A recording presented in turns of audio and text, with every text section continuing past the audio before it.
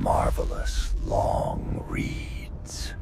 Imagine a world where a deadly virus killed a chunk of the population. Well, you don't have to imagine, you can just remember the pandemic. But what if this virus were a supervirus that manages to wipe out 99% of the world population? Such is the story of Stephen King's The Stand. The original story was published in 1978 and was adapted into 2 separate live-action series, and today we are going to explore the entire 6-volume graphic novel adaptation. Set in the early 90s, this is the story of the survivors of the end of the world. Volume 1, Captain Trips. Issue 1, Prologue. We open in a remote desert location in California. Charlie Campion, a security guard in the U.S. Army, wakes his wife Sally up, telling her to get dressed and get their baby, Levon, because they have to leave immediately. Sally groggily wakes up, asking her husband what is going on. He tells her to stop asking questions and just get dressed along with their child, adding that he has to check the wind outside to see how much time they have. Sally knew that all this meant that Charlie was going AWOL with his family. She picks up her daughter, dresses up, and goes outside to their car to find Charlie gauging the wind. She asks him if the army would send soldiers after them, but Charlie replies that for tonight they won't, before letting out a violent cough. Sally asks her husband if there was an accident at the facility, and as she sees Charlie's worried expression, the color runs out of her face. Charlie explains to her that he was just playing solitaire when he looked and saw the clock had turned from green to red. He checked the monitors to find everyone in the facility dead. Charlie tells his wife that he is unsure what killed all his colleagues, but he knew that he escaped the facility just in the nick of time, or else he would have been trapped in there with them. Sally looks at the bungalow that they called home for 3 years and makes peace with the fact that they were leaving their entire lives behind. Charlie tells him that they have to go east, and they ride away across Nevada. All the while, Charlie's cough keeps on increasing. End of prologue. Next, at a gas station in Arnett, Texas, 5 men sit in the convenience store drinking beers and having a few laughs. Bill, Vic, Tommy, Norm, and Stu are discussing the rising inflation in the country when Stu looks outside to find a car moving towards the gas pumps outside. He tells his friend Bill to hurry and switch off the pumps, which catches his friends flat-footed. Stuart Redmond, also known as the quietest man in Arnett, rushed over and switched off the gas pump just before the car smashed into them and sheared them clean off. The men are astonished at what they just witnessed and rush out of the store to check on the battered car. Tommy exclaims that if the car had been going any faster, they would have been dead. In Ogunquit, Maine, Franny Goldsmith sits with her Jesse, her poet boyfriend. She breaks the news of her pregnancy to Jesse, which catches him by surprise. He asks Franny how it happened if she was on the pill, to which Franny hypothesizes that either the pills were defective, his sperm miraculously became super strong, or she just forgot to take it. She then tells Jesse to take her to the local Dairy Queen. As they sit eating ice cream, Jesse suggests the pair get married. Franny hangs her head and tells her boyfriend that she does not want to get married to him, mentally finding relief in telling the truth but shuddering at the prospect of telling her parents. Back at the gas station, Bill tries to get the passengers out of the car, calling his friends for help. Norm gags at the putrid smell of vomit, feces, blood, and decay wafting out of the car. Tommy and Bill drag a man's body out of the car and take it to Bill's office inside. Stu, meanwhile, looks inside the car to find Sally and Levon Campion's decaying corpses in the passenger seat. Inside the store, Charlie Campion is writhing in agony and muttering about his wife and daughter. Bill lies to him and tells him they are all right. Charlie reveals that his wife and daughter had started feeling sick since they crossed Salt Lake City. Soon, the ambulance arrives to take Charlie away, who is still mumbling about Sally and Levon. And Bill lies again, telling him that they are fine. The 5 friends watch as paramedics take the sick Charlie into the ambulance and speculate as to what caused him to become so ill. They hope it was just a bad burger and not something contagious. Charlie is revealed to have died in the ambulance before it could reach the hospital. In Brooklyn, New York, Larry Underwood sits inside his car contemplating his life. He was an ex-pop star who was partying up in Southern California up until 5 days ago. He traces his memory back 18 months ago when he recorded a demo of his hit song, which sparked a series of events that saw him earn fat paychecks, rent out beach houses, throw lavish parties, indulge in loads of booze and drugs, and finally spiraling downward to the point his best friend Wayne Stuckey had to sit him down on the beach and instruct him to get clean again. He was initially hesitant, but Wayne was like an older brother to him and his advice was sound. He's brought back in his car, which he drove across the country back home by his mother tapping on the window of his car, telling him to come home for breakfast. breakfast. Inside, Larry's mother, Alice, asks him why he's back after being gone for so long, and Larry initially lies, saying he missed her. Upon probing, he finally breaks down, the truth being that he was afraid and needed his mother. Alice asks him if he would like to stay with her again, to which Larry gladly agrees. She wasn't sure Larry could change his ways, but he was still her son and she still held out hope. In Arnett, at Norm Bruette's house, the day after the gas station incident, Norm is yelling at his kids to quiet down. He feels tired and queasy. He looks around for his wife while nursing a killer headache. He finds a note from his wife saying she is out babysitting a friend's children. He looks into his fridge when he sneezes out a large yellow pile of phlegm. He was sick. He never noticed it was the same colored phlegm as Charlie Campion, or the fact that soon his kids started to sneeze it too. Back at Bill's gas station, Bill's patrolman cousin tells the remaining friends that Campion's body was examined and the plague center in Atlanta has been involved to investigate. The men are troubled at the notion of federal agencies getting involved in the matter. Bill takes out a handkerchief to wipe his nose and is thanking the patrolman when he sneezes loudly. While the patrolman calls it a summer cold, Vic thinks it's no ordinary cold, revealing that he too is feeling under the weather, and so was Norm. It then dawns on the men that they might have contracted what Campion died of. Stu advises Bill to close the gas station for the day as a precaution. Issue 2. In the California desert at the headquarters of Project Blue, General Bill Starkey, a highly decorated soldier, looks at security tapes regarding the leak of the contagion. On the screen, a person's head lies slumped into a bowl of soup. Bill's deputy, Len Creighton, reports that all the men from Arnett who touched Charlie Campion's body tested positive for the contagion, except Stu Redmond. Starkey admonishes the facility's sloppy security protocols for allowing Campion to escape. Creighton informs the general that Arnett has been quarantined with 16 cases of A-prime flu, and the media has been led to believe that it is an anthrax issue. Len also adds that Patrolman Brentwood, the cousin of the gas station owner, tipped Bill off about the health department's involvement. The patrolman was picked up, but not before he patrolled half of East Texas. Starkey shudders at the number of people Brentwood interacted with, potentially spreading the disease. We cut to the interlude where Patrolman Joe Brentwood pulled over an insurance man named Harry Trent for speeding and gave him a ticket. Harry stopped at the cafe and handed over a big tip to the waitress. In the parking lot, Trent gave directions and the contagion to the Norris family traveling to Oklahoma, who in turn infected the clerk at the front desk of their hotel. Their children infected other children in the hotel play area who were going towards Alabama, Arkansas, and Tennessee. The next day, the Norris family went to a hospital in Oklahoma, infecting many people there. One such person was Sarah Bradford, who infected her bridge club and everyone in a bar that evening when she went with her best friend, Angela. The next day, Angela's daughter spread the disease, which would soon be labeled Captain Trips, at the local YMCA swimming pool. All over the country, the pyramid of infections that started with Charlie Campion was being stacked. 2020 flashbacks yet, anyone? Next, at the Center for Disease Control in Atlanta, Nurse Patty Greer asked Stuart Redmond to roll up his sleeve for a blood pressure test. Stu refuses to comply, telling Patty to let him speak to a doctor. Despite Greer's attempt at sweet-talking him, Stu refuses to cooperate, prompting Dr. Denninger to show up and request Stu's cooperation. Stu demands answers about the condition of his friends and why there is no news of Arnett's quarantine on the TV. Denninger replies that he doesn't have the authority to tell Redmond anything, admitting that he knows very little himself. Stu threatens to withhold his blood and risk contaminating anyone who tries to take his blood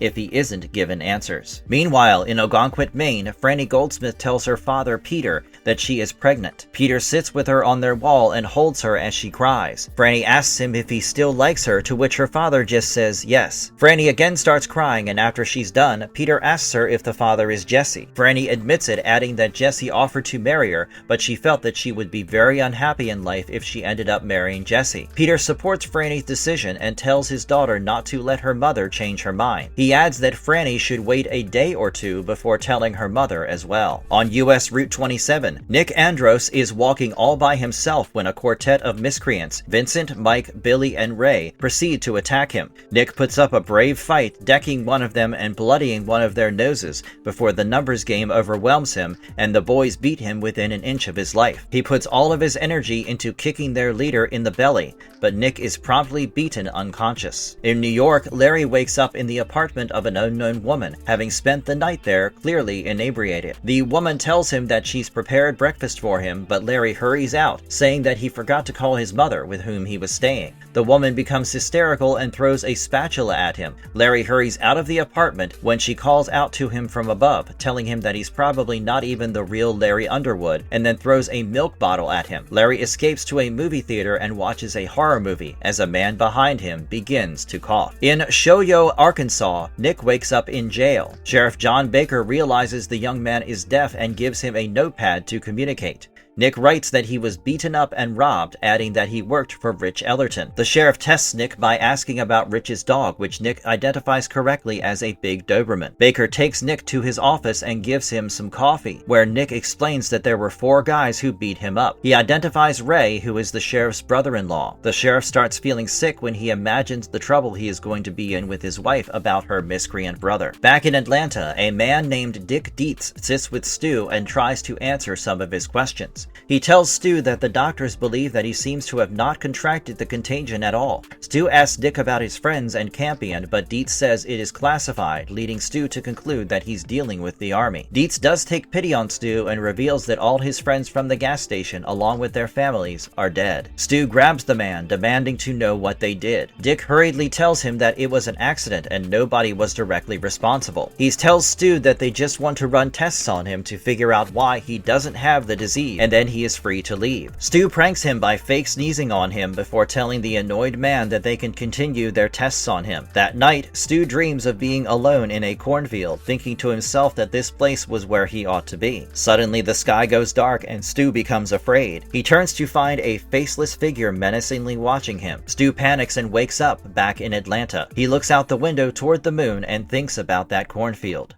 Issue 3. At the CDC in Atlanta, Nurse Patty Greer has the unceremonious task of taking Stuart Redmond's blood, which irks her as she has no time for the grumpy man. While on her way to be disinfected, her nose begins to trickle and she sneezes into her handkerchief. Disregarding her symptoms, she continued on to her work, infecting multiple people in the facility. The next day, at a gas station in Burrak, Arizona, interstate fugitives Lloyd Henreid and Andrew Polk Freeman had killed 6 people in 6 days and had a car boot full of drugs and weapons. The duo planned to rob the convenience store, switch cars, and get out of Arizona. The shop only had 3 people: the cashier, a cowboy, and an old lady. Lloyd and Polk charge in, guns blazing, and Polk shoots the old woman. Lloyd is shocked at his partner's brutality as Polk celebrates. The celebration is short-lived as the cowboy shoots half of Polk's face off. Lloyd fires his shotgun at the cowboy and narrowly avoids the same fate, while the cowboy, named Bill Markson, gets blown away. Polk is complaining that his face is blown off when the cashier shoots his other side, killing Freeman. Lloyd tries to escape but is stopped by the Arizona State Patrol, who are just stopping by for some snacks. Lloyd tries to lie his way out, but the cashier tells the cops of Henreid's deception, leading to Lloyd's arrest and incarceration in Apache County Pen. Over in Ogunquit, Maine, in the Goldsmith family room, Franny's mother, Carla, is admonishing her daughter for getting pregnant with Jesse. She insults Franny on a deeply personal level and tells her that she will not support her own daughter if she has the baby. Franny snaps back, saying she wasn't even planning to stay home either. Outraged at her daughter's so-called insolence, Carla gets angrier. Peter tries to intervene, but Carla tells him to stay out of the mother-daughter tiff. Franny tries to speak but gets a slap from her mother. Peter has enough of Carla's outbursts and gets a hold of her. He tells her that ever since Franny's brother died, Carla stopped caring about her family. Carla refuses to listen, but Peter tells her that if she drives Franny off, he will hate her forever. Franny tries to speak, but Carla just holds her head and leaves the room, asking her to lie down. Franny and her father stand quietly in the room. In Shoyo, Arkansas, Nick Andros is having dinner with Sheriff Baker and his wife Jane. Sheriff Baker has a violent cough and Jane convinces him to stay back at home. She tells her husband to deputize Nick, and after a bit of half-hearted protests by the sheriff, Nick finds himself going from prisoner to deputy in the span of a day. Sheriff tells Nick that he cannot call for help if there's trouble and that he should be careful. That night, Nick was guarding the very men who had beaten him up, save Ray Booth. The sheriff's brother-in-law had conveniently skipped town. Nick paid no attention to the angry men swearing at him, apart from the occasional flipping them off. Nick writes his life story on some papers as promised to Jane Baker. He was an orphan who was taught to read lips and write on blank paper by his teacher, who saw potential in him. That night, Nick dreams of being in a cornfield and being terrified that something is following him. In Brooklyn, Larry's mom is feeling ill and takes a day off from work. Larry decides to help help out and make his mother comfortable, tucking her into bed and moving the TV set into her bedroom. Alice is touched by Larry's actions and tells him that he is a good boy. As his mother falls asleep, Larry heads out, taking the subway and exploring New York. He comes out at Times Square and looks around at the seedy surroundings and realizes that he didn't miss a whole lot since his last time in the city. He is disappointed to see the city was the same, maybe a bit more sanitized, but otherwise no different. Larry realizes he's forgotten how to live in New York and that he would much rather be back in his home on the West Coast than relearn the fast-paced hellscape life of New York again. Over in California, Len Creighton briefs General Starkey about a doctor discovering their Project Blue and a pair of journalists connecting the dots as well, and their little situation is about to see print. The general decides to initiate an extreme covert countermeasure, codenamed Troy, much to Len's surprise. On their way to Houston, the two journalists encounter a broken-down car. As one of them gets out to check, armed gunmen, clearly soldiers, fire at him, killing him instantly. His partner tries to make a run for it, but only makes it a few hundred feet before getting his brains shot out as well. Over at another CDC site in Stovington, Vermont, Stu Redman looks at his surroundings. He feels like he has been taken from a hospital in Atlanta to a jail cell. He deduces that something must have gone wrong at the old site, and now everyone there is getting to research the disease in a more personal capacity. His blood was being taken routinely, but now they had a soldier come in with a rifle as well. Stu realizes that if they were willing to bring guns to his cell, he had become expendable in a way for them. He feels afraid for his life and wonders if he can ever escape from his prison.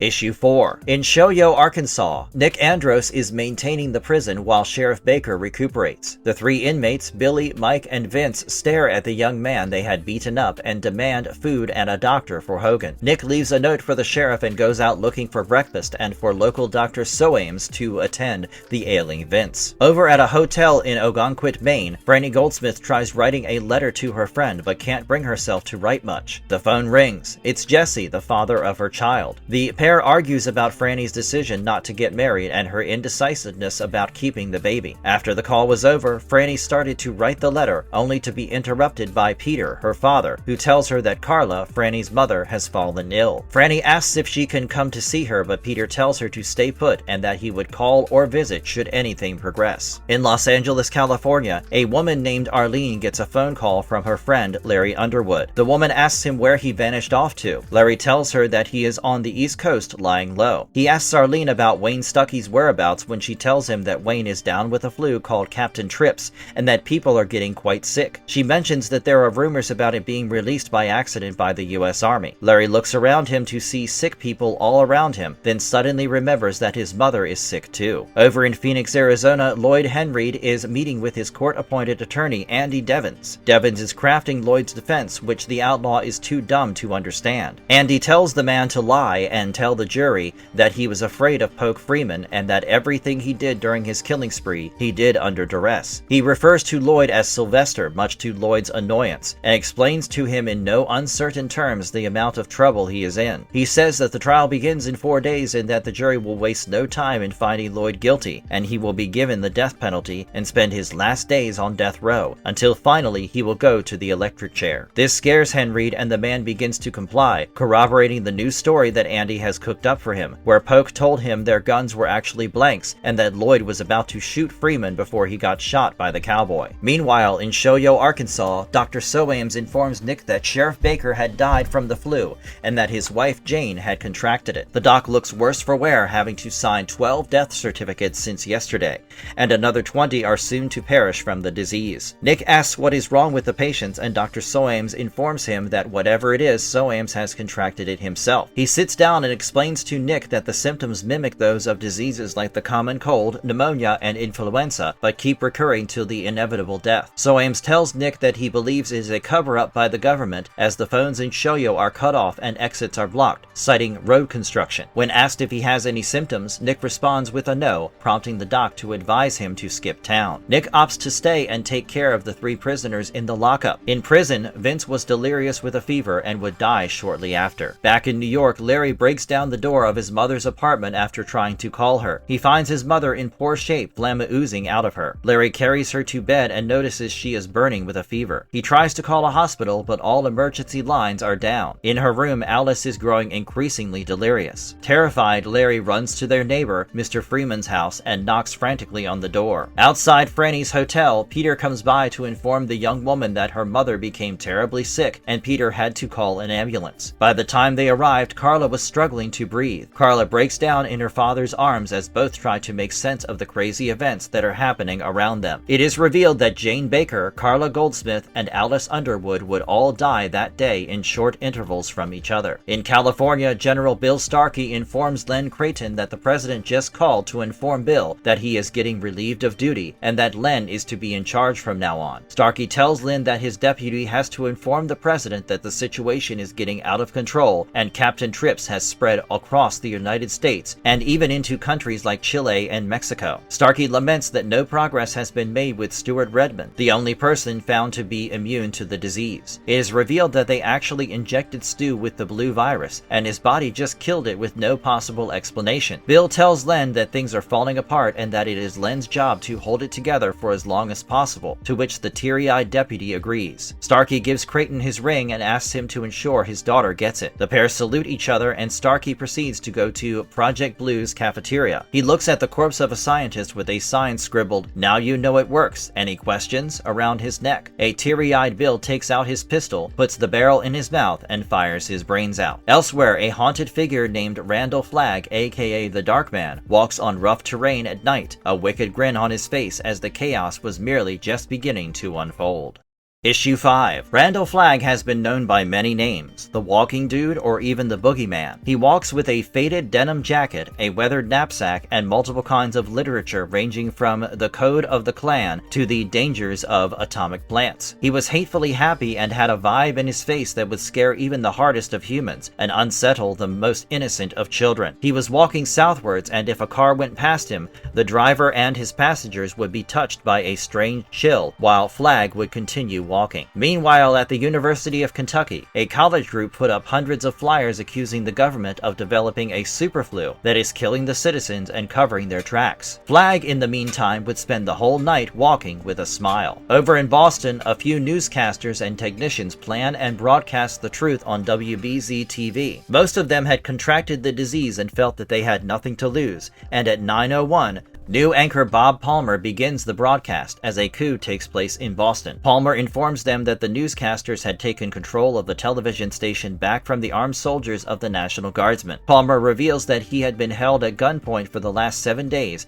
and been told to feed the public lies about the management of the disease, and that now they have liberated their station and will reveal whatever footage the government has not destroyed already. In the footage, bodies are shown being dumped like garbage over Boston Harbor. The clip also shows soldiers using pitchforks to get the never-ending bodies off the truck. Meanwhile, at dawn, Flagg would camp and sleep through the day, getting up in the evening and preparing supper while reading something from his pamphlets. After supper, he would continue to walk across the countryside. In Los Angeles, California, the Los Angeles Times prints thousands of copies about the superflu and the government's cover-up. It puts forth a few questions to the President of the USA about the superflu and demands answers during the presidential address that morning. Flagg is revealed to be well known on the road by professional revolutionaries, hate groups, and unwanted people like squatters. He would always be welcome in the back rooms when nefarious plots relating to political kidnappings, murders, and other acts of violence would be hatched. He would bring discipline to these madmen, and he bedded women only to leave them feeling cold afterwards, as if they would never experience warmth again. Ray Flowers hosts the Speak Your Peace call-in show in Springfield, Missouri, and is the only employee on June 26th to show up to work as the rest of the staff was sick. He starts up his broadcast and tells people to talk about Captain Trips despite the Army clamping down on stories regarding the superflu. Meanwhile, in nearby Carthage, the Army picks up his radio broadcast. In Durban, West Virginia, James Hoglis writes an article about Captain Trips and exposes the Army's role in its creation, but dies from the superflu himself before he could get the chance to distribute his paper. The President of the United States addresses the nation and waters down fears about the superflu. "Hey, I've seen this same thing happen before. Where was it?" He tells everyone infected to remain calm and drink fluids while staying in bed. Across the country, Alice Underwood, Peter Goldsmith, and Jane Baker are all lying dead from from Captain Trips. The president lies about recovery chances after contracting the virus and the government's role, or alleged lack thereof, wink wink, in the creation of Captain Trips. He himself lets out a few coughs and needs water, hinting that the president himself might be infected. He tells the nation that the National Guardsmen are being scrambled to protect the country against scaremongers and hooligans. The students of the University of Kentucky who organized the rally are gunned down. Bob Palmer and his new station get blown up entirely from the ground up using plastic explosives. The LA Times printing press gets raided and all the employees are executed by the soldiers. Soldiers from Carthage, Missouri rush over to Springfield and gun down Ray Flowers, but not before he aired calls from doctors and nurses admitting the flu had gotten out of control and patients were dropping dead like flies. Flagg, meanwhile, continues walking along comfortably, and a man named Christopher Bradenton is supposedly waiting for Flagg, whom he knows as Richard Fry, with fresh papers and a clean car. It is revealed that he was known in New York as Richard Frank, a self-declared black man who once killed 6 cops, and in Georgia as Ramsey Forrest, a Klansman. He believes his memories to be of the 60s, though he can't recall anything before that, save for his origins being in Nebraska. He remembers the civil rights marches in the early 60s and meeting with a man named Oswald, who opposed American interference in Cuba, a nod to Lee Harvey Oswald. Over the years, Flagg participated in demonstrations and incited riots across the country. In the 70s, he advised Donald DeFreeze and even helped him plan the kidnapping of an heiress as well. In every scenario, though, he left before the heat arrived and was just briefly mentioned as someone inconsequential to the cause, with no age or face, and only referred to as the Walking Man or Boogeyman. Flagg stops his walk because he senses something in the air. Something big was coming. Times were going to change and he knew it was almost time for his rebirth. He starts to levitate a little off the ground, revealing himself to have supernatural powers, and just like that, he lowers himself back to the ground as the time was not yet due. He begins to walk again with a big grin as he feels the time of his transformation arriving soon. Volume 2, American Nightmares. Issue 1, Prologue. We open back in Arnett, Texas, a ghost town now. Bill's gas station is in shambles. In the town center, soldiers lie dead. The cats are immune to the superflu, because of course they are, and begin flocking in numbers all over town. There was literally no human in sight. A house had exploded after the gas was left on, and nobody was there to care about it. The entire town was silent, for the entire town was dead. End of prologue. Over in Shoyo, Arkansas, at the late Sheriff Baker's jail, Nick Andros has his lunch as another one of his detainees, Billy Warner, has died from Captain Trips.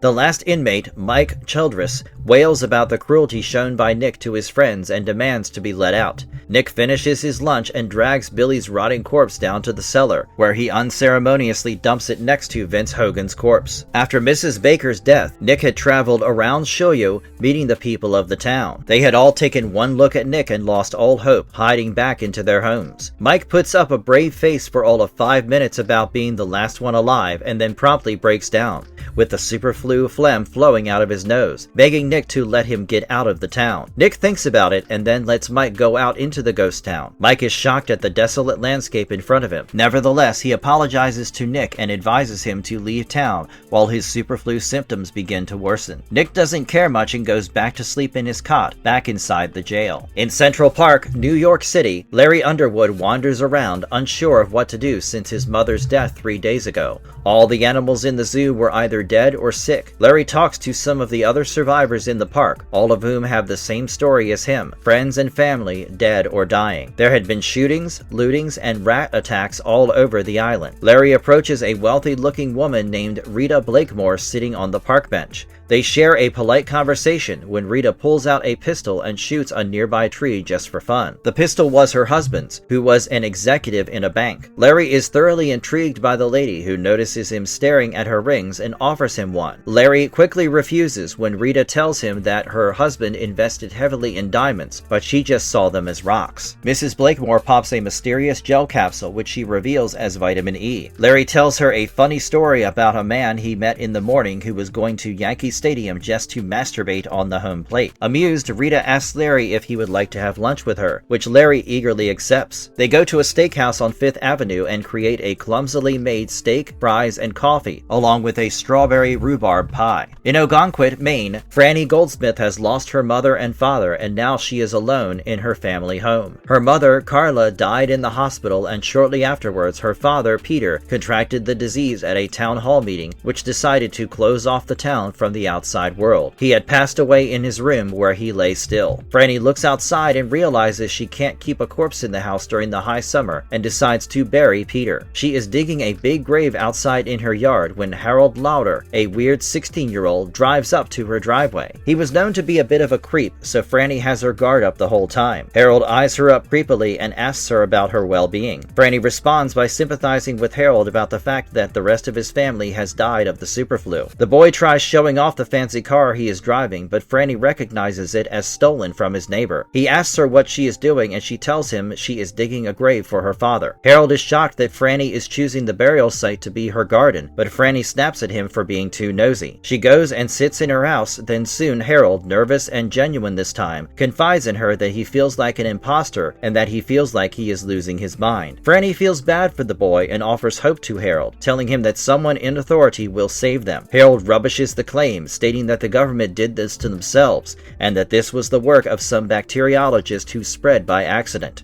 He requests that Fran come with him as he plans to leave the town for good. Fran tells Harold to ask her again after he has finalized a place to go. In the meantime, Fran finishes burying her father in the garden. Painfully, both physically and emotionally, Franny wraps Peter in a tablecloth and puts his body in the garden. Afterwards, Franny sleeps in her home, dreaming of climbing the steps to her parents' room, only to find a menacing-looking figure with a grin and a coat hanger for her child. It's the Walking Man. Franny jolts awake to realize it was a dream and decides to take a shower. She promises herself to protect her baby at all costs. In the CDC in Vermont, Stuart Redmond notices that the town of Stovington is completely deserted.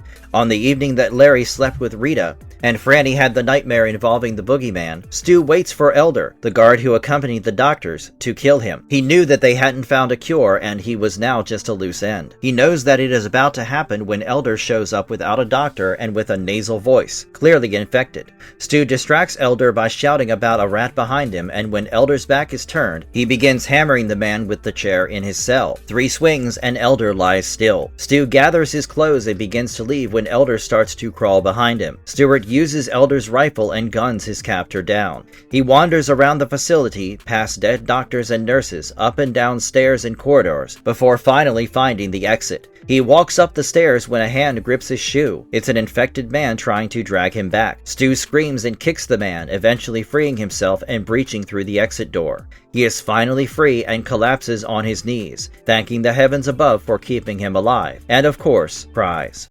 Issue 2. In Mountain City, Christopher Kit Bradenton is scared out of his mind because hovering over him like a bad smell is Randall Flagg. The boogeyman levitates over Kit, asking him where the papers and the car he is supposed to have for Randall are. Kit struggles to speak as Flagg threatens to pull out his eyeballs, adding that he will reward Kit's cooperation with pills to take care of everything. He finally loses patience and cuts off Kit's oxygen supply, which jogs the sick man's memories, and he points out the location of the papers and the car. The dark man happily takes the papers and leaves Kit to his fate, driving off with his new Buick. Meanwhile, in the maximum security prison at Phoenix, Arizona, Lloyd Henry is going insane. He is busy pulling the screws of his cot's leg with his bare hands, his hands bloody like raw meat. Everyone in the prison except Lloyd is either dead or escaped. Lloyd has finished his rationed food and is without fresh water, with death almost certainly creeping up on him. Miraculously, the last screw comes off and he pulls off the leg. Lloyd uses it to kill a rat that is eating the corpse of a man in the cell next to him.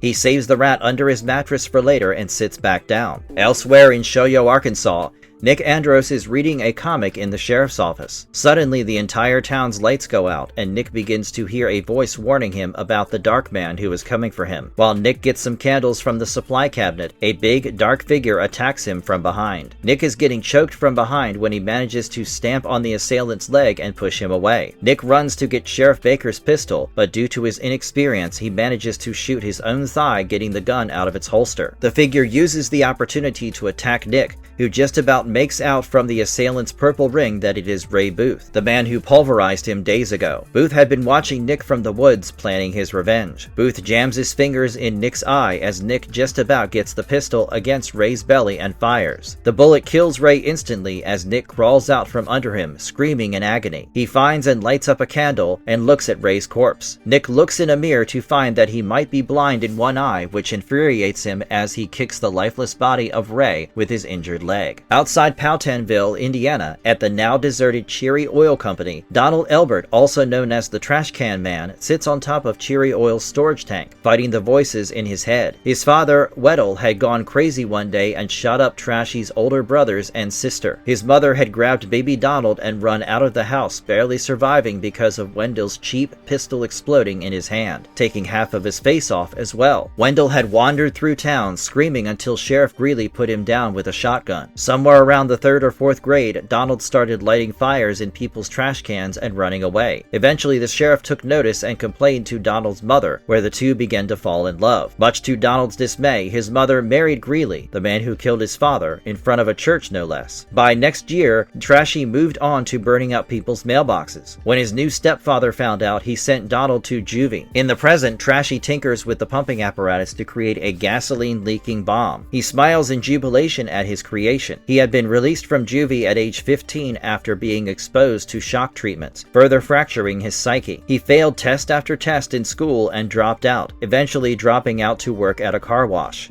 He was always jeered and mocked and would spend his entire free time wondering how many Cherry Oil tanks would explode. In real time, he lights a match and ignited a match and lit a fire under the puddle of gasoline under him. Years after his juvie stint, Trashy burned down the Methodist church where his father had been shot. He knew he would go to jail, but he didn't much care. He kept dreaming of the burning Cherry Oil tanks in his cell. Cut to the present day, he is running for his life. He would have stayed there and gotten himself blown up, but something told him he had a higher purpose. The first mini explosion happens behind him as he jumps over the railing, breaking his wrist and crashing to the ground. Soon enough, the first tanker blew up and he feels the heat of the explosion behind him as he sprints away. Soon, a second tank explodes, and then a third, then a fourth. Trash Can Man ran a quarter mile before the heat of the flames finally stopped chasing him, and the atmosphere normalized a little. He looks behind proudly at the hellish inferno he had created. With no firefighters left alive, the fire could burn down all of Powhtanville and could potentially go even further. Through the flames, he feels the grin of the walking man and begins walking towards the next town, Gary. He dreams of burning bigger and brighter fires, deeming it his new destiny. Over in Ogunquit, Maine, 3 months pregnant Franny Goldsmith goes to Harold Lauder's home to check on the boy. She finds him on his lawn, pushing a hand mower and crying. Seeing her, he runs behind a tree and hides, telling her to go away. She calms the teenager and asks him what's wrong. Harold wails that he misses his mother. Franny sits down with Harold and they connect over their parental trauma. Franny agrees to be Harold's friend and they both sit in the local park having a picnic lunch. Harold reveals his plans to go to Stovington, Vermont, where there is a CDC and the scientists there might be looking for immune people like Franny and him. He invites Franny and they both decide to travel on scooters to avoid the cars jamming the road. Franny feels happy for the first time in a long time. Over in New York City, Rita Blakemore tells Larry Underwood that she wants to leave the city. Larry ponders for a minute and then agrees to leave with her.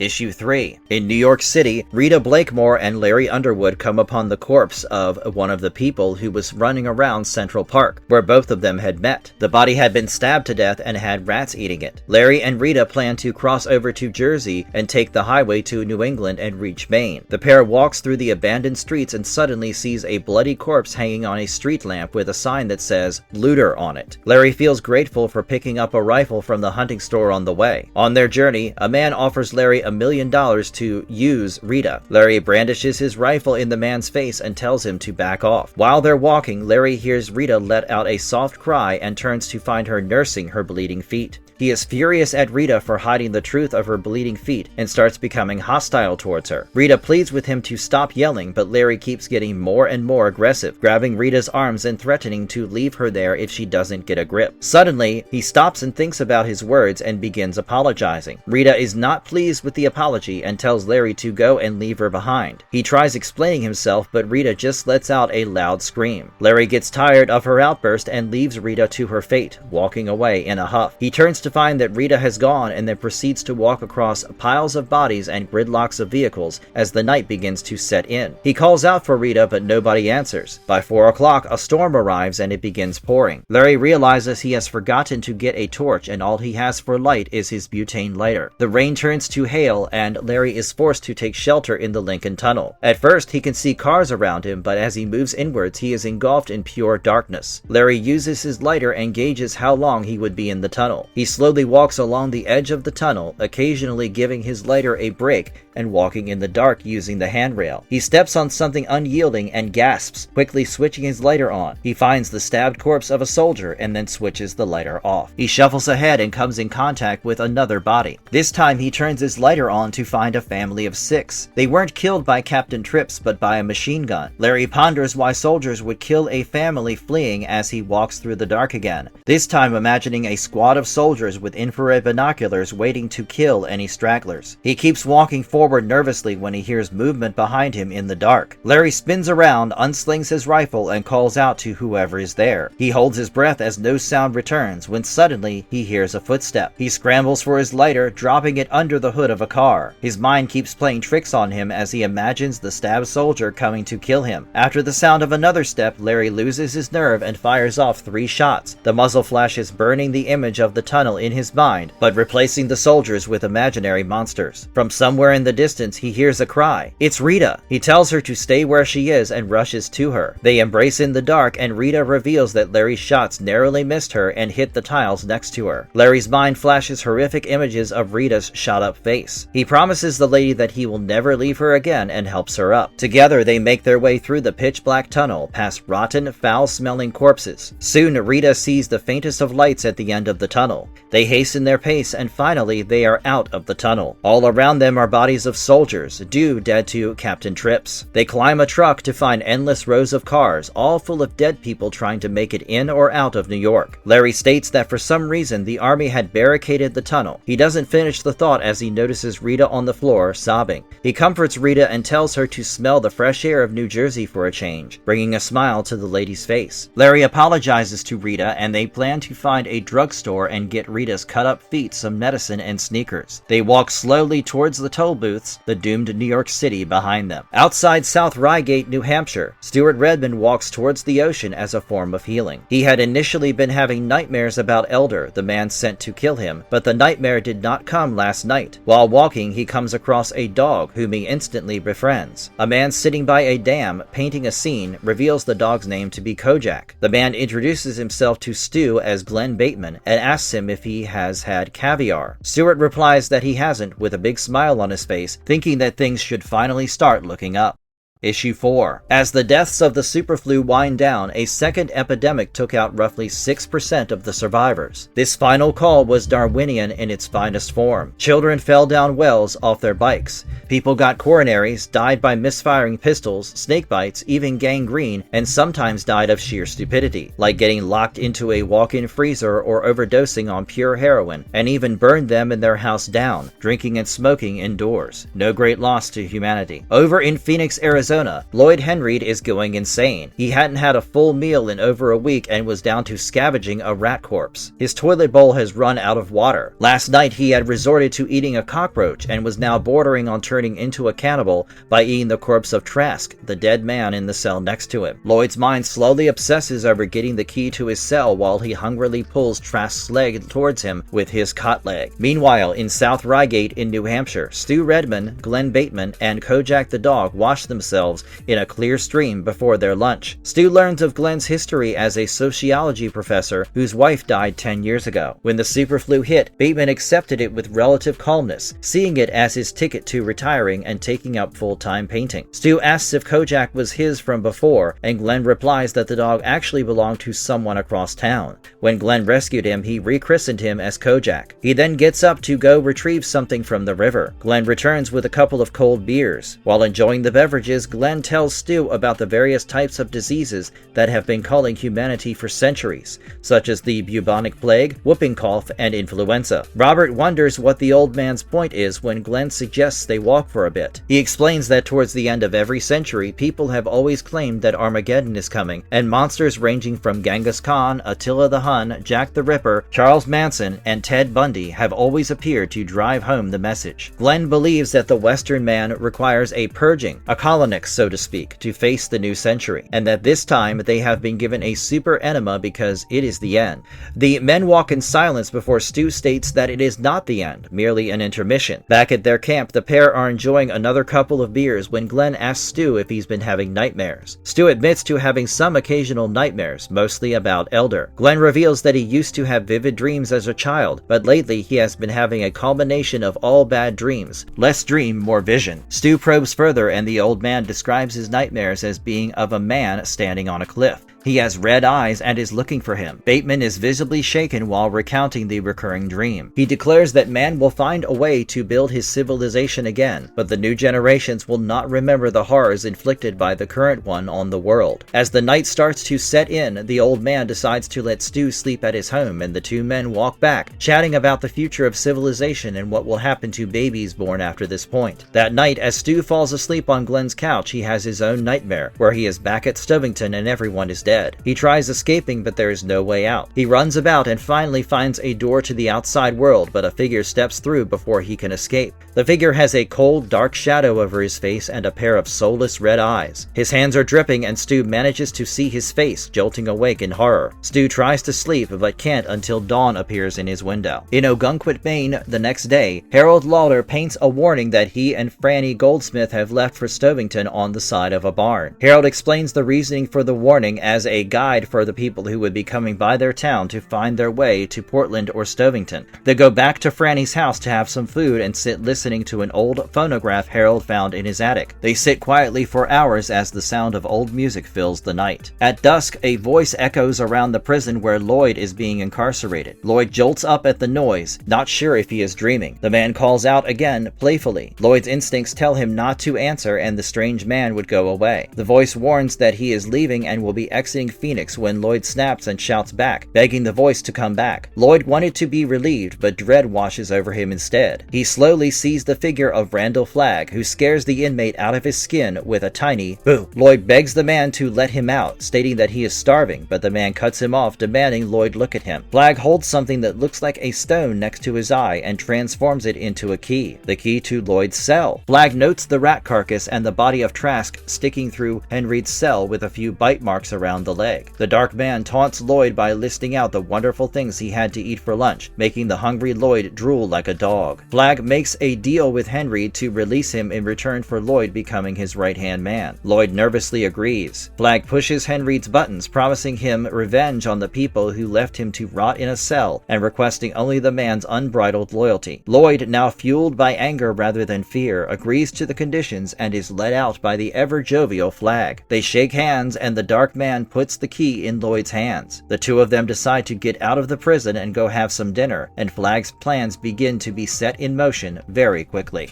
Issue 5. In Shoyo, Arkansas, deaf, mute, and now partially blinded, Nick Andros' bullet wound to the leg had gotten infected, and by the time he got some penicillin, it was too late and he was getting fever dreams in his sleep. In his dreams, he hears him, the Dark Man. Flagg asks him to speak, and when Nick tries explaining that he is mute, he actually hears himself speak. They stand over a ledge overlooking a city, and the skies are blood red. Flagg offers Nick the gifts of hearing and speech if the young man bends the knee and worships him. Nick contemplates the temptation, but eventually rejects Flagg's offer. Suddenly, he is pushed off the ledge and he finds himself falling through space and his nightmare, landing onto another dream, now a cornfield. He hears music for the first time and follows an old voice guiding him. He pushes past the corn and finds a shack. As soon as he approaches the shack, he realizes he is in Polk County, Nebraska, the home of the oldest woman in America. The old woman speaks to Nick's mind, asking him what he makes of the Dark Man. Nick replies in his mind that he is afraid afraid of Flagg. The old woman echoes his sentiments and introduces herself as Mother Abigail. She instructs young Nick to come find her along with his friends, and with that, Nick is back in the sheriff's jail, still couldn't hear or speak, but the infection in his leg was getting better. He limps out the door and decides that he will leave for Nebraska. Over in Bennington, Vermont, Larry Underwood goes out of his tent to urinate buck naked. He pees over the ridge overlooking New England as the sun shines on a bright 4th of July. He sings the national anthem while enjoying the breeze on his naked body. He goes back to the tent where Rita Blakemore was asleep and goes in with a jovial tone. He finds Rita unresponsive, and when he turns her around, he sees that Rita has overdosed on her painkillers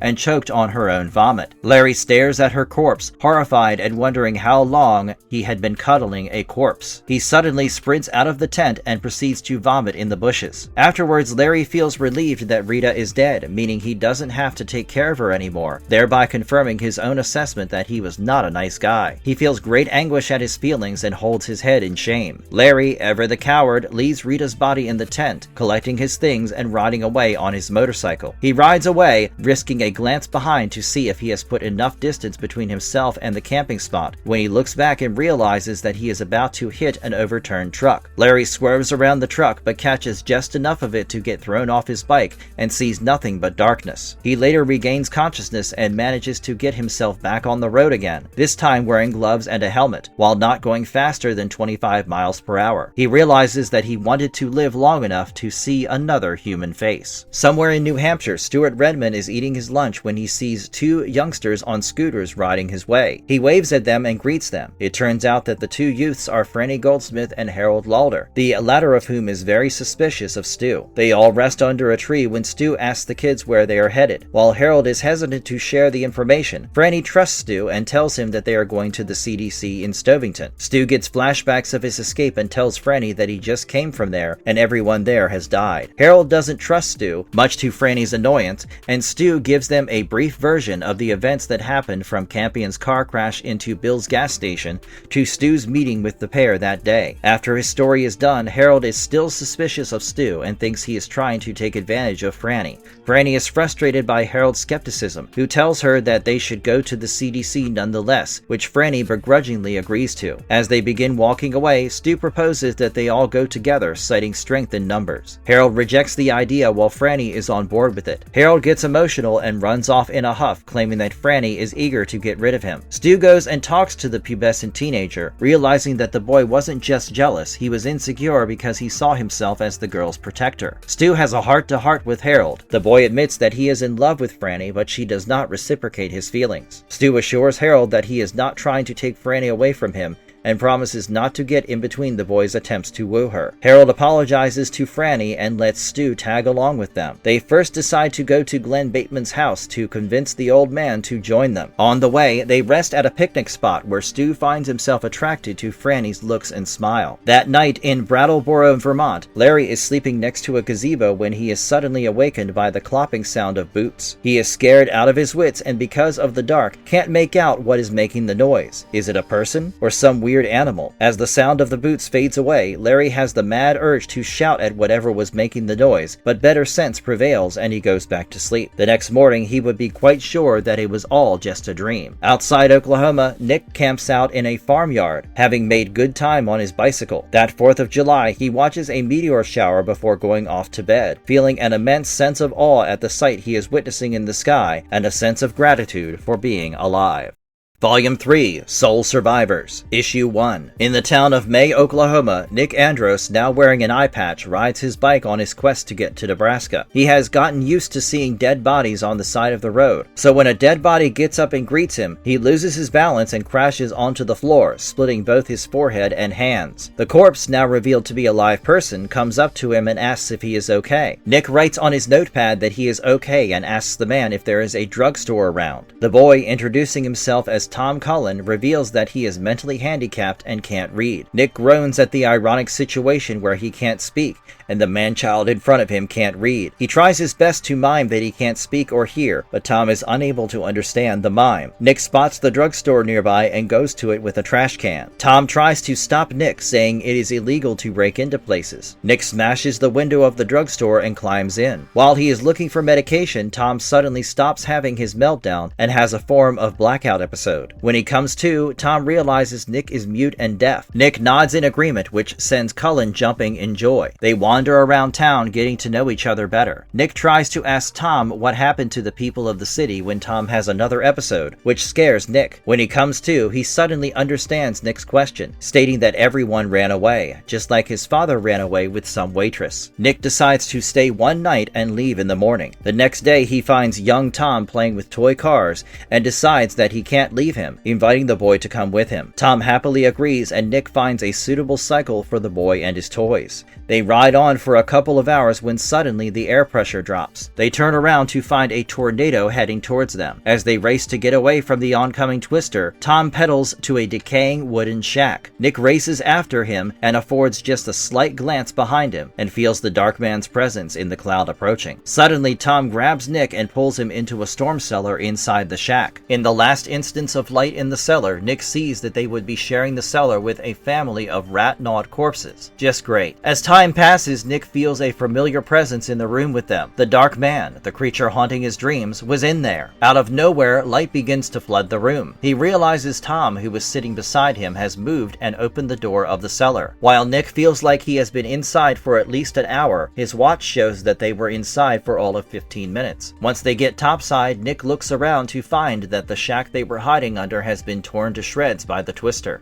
Tom brings around their cycles, and Nick feels a sense of gratitude towards the boy for saving him. Tom, now crying, wails about someone being down there with them, someone who came out of the twister, and requests to leave the area. Near the Oklahoma-Kansas border, Tom reveals that he has never been out of his county before, and asks if beyond the horizon is the world. Nick nods, and they continue with their journey. That night, Nick looks into an atlas to find the actual Polk County in Nebraska, and wonders if Sister Abigail will be there. He dreams of Flagg, the cornfield, and the sound of music that night. The next few days, the boys ride on, finding an apple tree and having some of its sour fruit. Tom stuffs himself and gets an upset stomach. When they reach the town of Pratt, Nick goes to a drugstore as Cullen curls into a ball and lies down on a bench. Inside, Nick is looking for some Pepto when he encounters a girl named Julie Laurie. He tells her he can't speak, and she thankfully understands him in one go. He explains that he is traveling with Tom, who is mentally handicapped, and the pair are going to Nebraska. He also invites Julie along, who reveals that she had been all alone for the last 2 weeks and that everyone else in the town had died. She grabs Nick's face, finding him cute, and begins kissing him and removing his pants. Nick cannot believe what is happening, but decides to go along with the deed and kisses Julie back. After they're done, they come outside to find Tom sitting on the bench. Nick offers the boy the Pepto, but Tom starts crying that the medicine tastes bad. Julie jokingly says that the bottle contains poison, which makes Cullen lose control and start shouting that the poison will kill him. Nick is furious at Julie and slaps her in the face. Julie is outraged at the slap and begins screaming that it was only a joke when Nick scribbles on his notepad and tells her that she is not going with them. She pauses, stating that she will come with them and there is nothing Nick can do to stop her. In response, Nick pulls out his pistol and points it at her. He makes Julie start backing away and lets her vanish around a corner. He turns to find his travel buddy has vanished and runs around looking for Tom. A little while later, Nick finds Tom on a porch swing, begging Nick not to give him poison. Nick throws the bottle away and decides to let whatever was hurting Tom's stomach run its course. They walk back to their cycles to find all their luggage and tires broken and torn up. Julie, Nick thought. Suddenly, a bullet goes narrowly past Nick's face, just barely grazing his cheek. Tom begins running away as Nick notices a muzzle flash from the window of the hotel nearby. Nick runs off again, thinking Julie was at it again. The two sleep in a barn a little away from Pratt. Miraculously, none of them got shot. Nick sleeps off, thinking that they are at least free of Julie. Tom and Nick ride on with the cycles they found in the town of Luca when they notice a red truck in their mirrors. Tom waves it down as Nick prepares for the driver to be Julie. Thankfully, it is a man named Ralph Brentner who offers Nick and Tom a ride.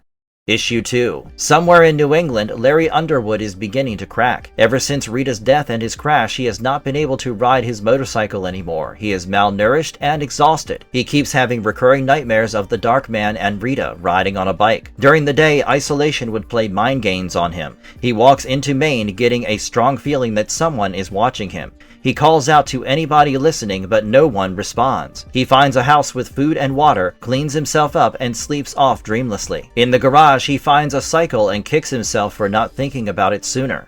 He rides on for a while before he reaches the eastern edge of the country. He stands on the rocks while marveling at the beautiful sea and all the seagulls flying around. Suddenly, Larry hears a scream behind him and turns to find a boy in his underwear charging at him as a woman tries to shout at him to stop. Larry looks at the boy and plants a kick square in his chest, knocking the boy into the rocks. The woman begs Larry not to hurt the boy. Larry keeps his foot on the boy's wrist and tells him to drop the knife. The woman rushes to the boy, calling him Joe, and tells him to let the knife go, going as far as threatening to leave him. Eventually, Joe relinquishes his grip on the knife and the woman tends to his wrist. Larry wants to get defensive about his actions but decides to keep quiet instead. The woman introduces herself as Nadine Cross and the boy as Joe. While introducing himself, Larry remarks that the pair of them were following him. On the beach that night, Joe runs around with a flaming torch in his hand. Larry expresses reservations about Joe when Nadine explains that she rescued the boy in Epsom. Joe was lying on the lawn of a house, sick from some animal bite, and she had nursed him back to health. When she clothed him, he would tear off his clothes until his underpants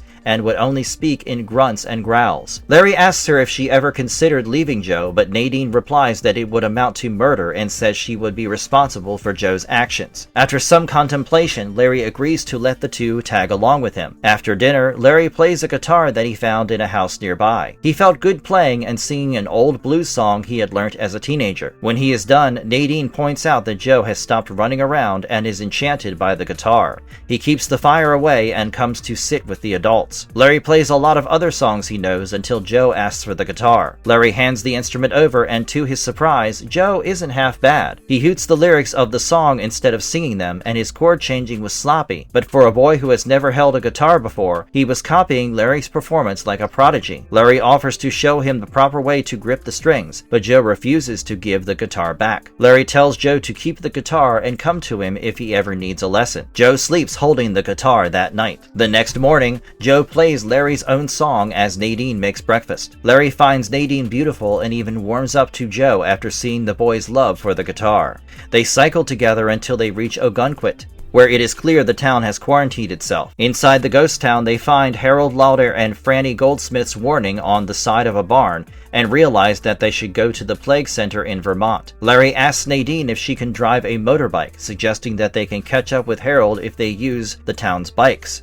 After lunch, Larry explores the barn and finds Harold's love note to Franny carved in the wood. They go to a Honda dealership in Wells to find two bikes missing, clearly Harold and Franny. That night, as Larry lies in bed, he fantasizes about wooing Nadine, whom he clearly likes. In his dream, Larry, Joe, and Nadine are all in the cornfield and find their way to Mother Abigail. The old woman gives Joe her guitar and tells them that they have to move quickly before the black man, servant of the devil, finds them. Suddenly, the sky becomes filled with clouds and a darkness starts setting in. Abigail tells them to come to Nebraska quickly and that others will be coming too. But Nadine is dead set on going to Vermont, which disappoints the old woman, who says that they will go straight to hell then, and Larry's dream ends. The next morning, they set off for Vermont on their bikes. They take a short break by a lake where Larry asks Nadine what she did before the superflu hit. Nadine replies that she was a school teacher. He probes further, asking her if she was married, to which Nadine states that she was never married. Larry closes in to kiss her, but Nadine rejects his advances. Suddenly, Joe emerges, shouting the word woman with a blonde woman, who becomes emotional at the sight of other humans and goes straight into Nadine's arms. That's when they discover that Joe isn't mute and also meet Lucy Swan. That night, while camping out near Vermont, Lucy reveals that her husband and daughter had gotten sick and died from Captain Trips. She says that she felt she was going crazy from the isolation when she started having nightmares about the black man. Out of nowhere, Joe starts shouting about a brack man who chases him in his nightmares. Intrigued that they all are having the same nightmare, Larry asks Lucy if she dreams of a place in Nebraska, and Lucy reveals that she, too, was having visions of Mother Abigail. Larry asks Joe the same question despite Nadine's protest and finds that even Joe had seen the old woman. Lucy exclaims that they are having the same dreams. Larry tries asking Nadine about her dreams, but she flat out refuses to share anything, saying she doesn't dream and goes to bed. That night, Larry had a nightmare of an unconscious Nadine being carried in Randall Flagg's arms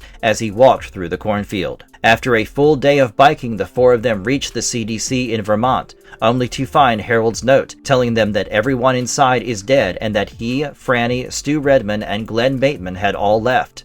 telling survivors to follow their route and look for signs. Larry is thankful for Harold's notes when Lucy suddenly pulls his attention to Nadine, who has suddenly fainted.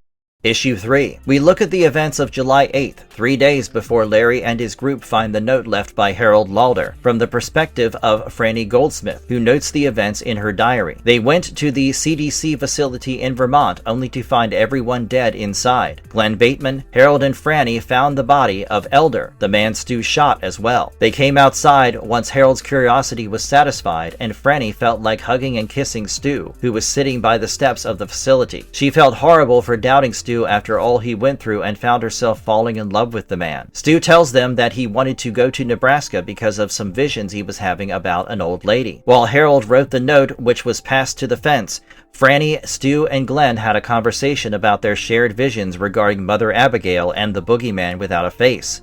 They collectively decide to go to Mother Abigail instead of letting the Dark Man catch up to them. Harold suggested they microdose on Veronal to disrupt their sleep cycles and keep the nightmares away. Franny writes that she palmed her dose and preferred meeting Mother Abigail. On July 14th, Franny writes about her messed up day. While their group was in Ohio, Glenn and Stu had gone to find food while she and Harold boiled water and set up camp. While they were talking, Harold tried to kiss her, making Franny flinch back and fall to the floor laughing. She laughed hysterically until tears rolled down her face, frightening Harold. Harold confessed his love for her, which Franny did not reciprocate, angering the teenage boy. He accused her of loving Stu, to which Franny replied that she wasn't sure about. Angrily, Harold had shouted that Stu had already told him that he didn't want Franny and that she could be Harold's. This had infuriated the pregnant woman, who told Harold that she wasn't a pair of shoes and that no one had ownership of her. Obviously hurt, Harold had run away, making Franny feel terrible for him, but in her heart of hearts, she knew Harold needed to change his outlook on life and knew he would be monitoring her and Stu more intently, which made her angry.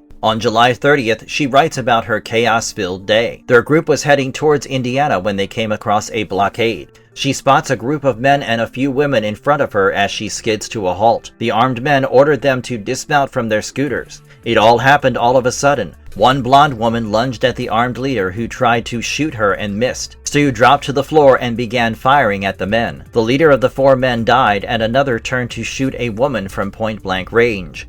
A man shot at Franny. Harold shot at the man, missing him. Franny's rifle jammed, and Stu shot the man for her.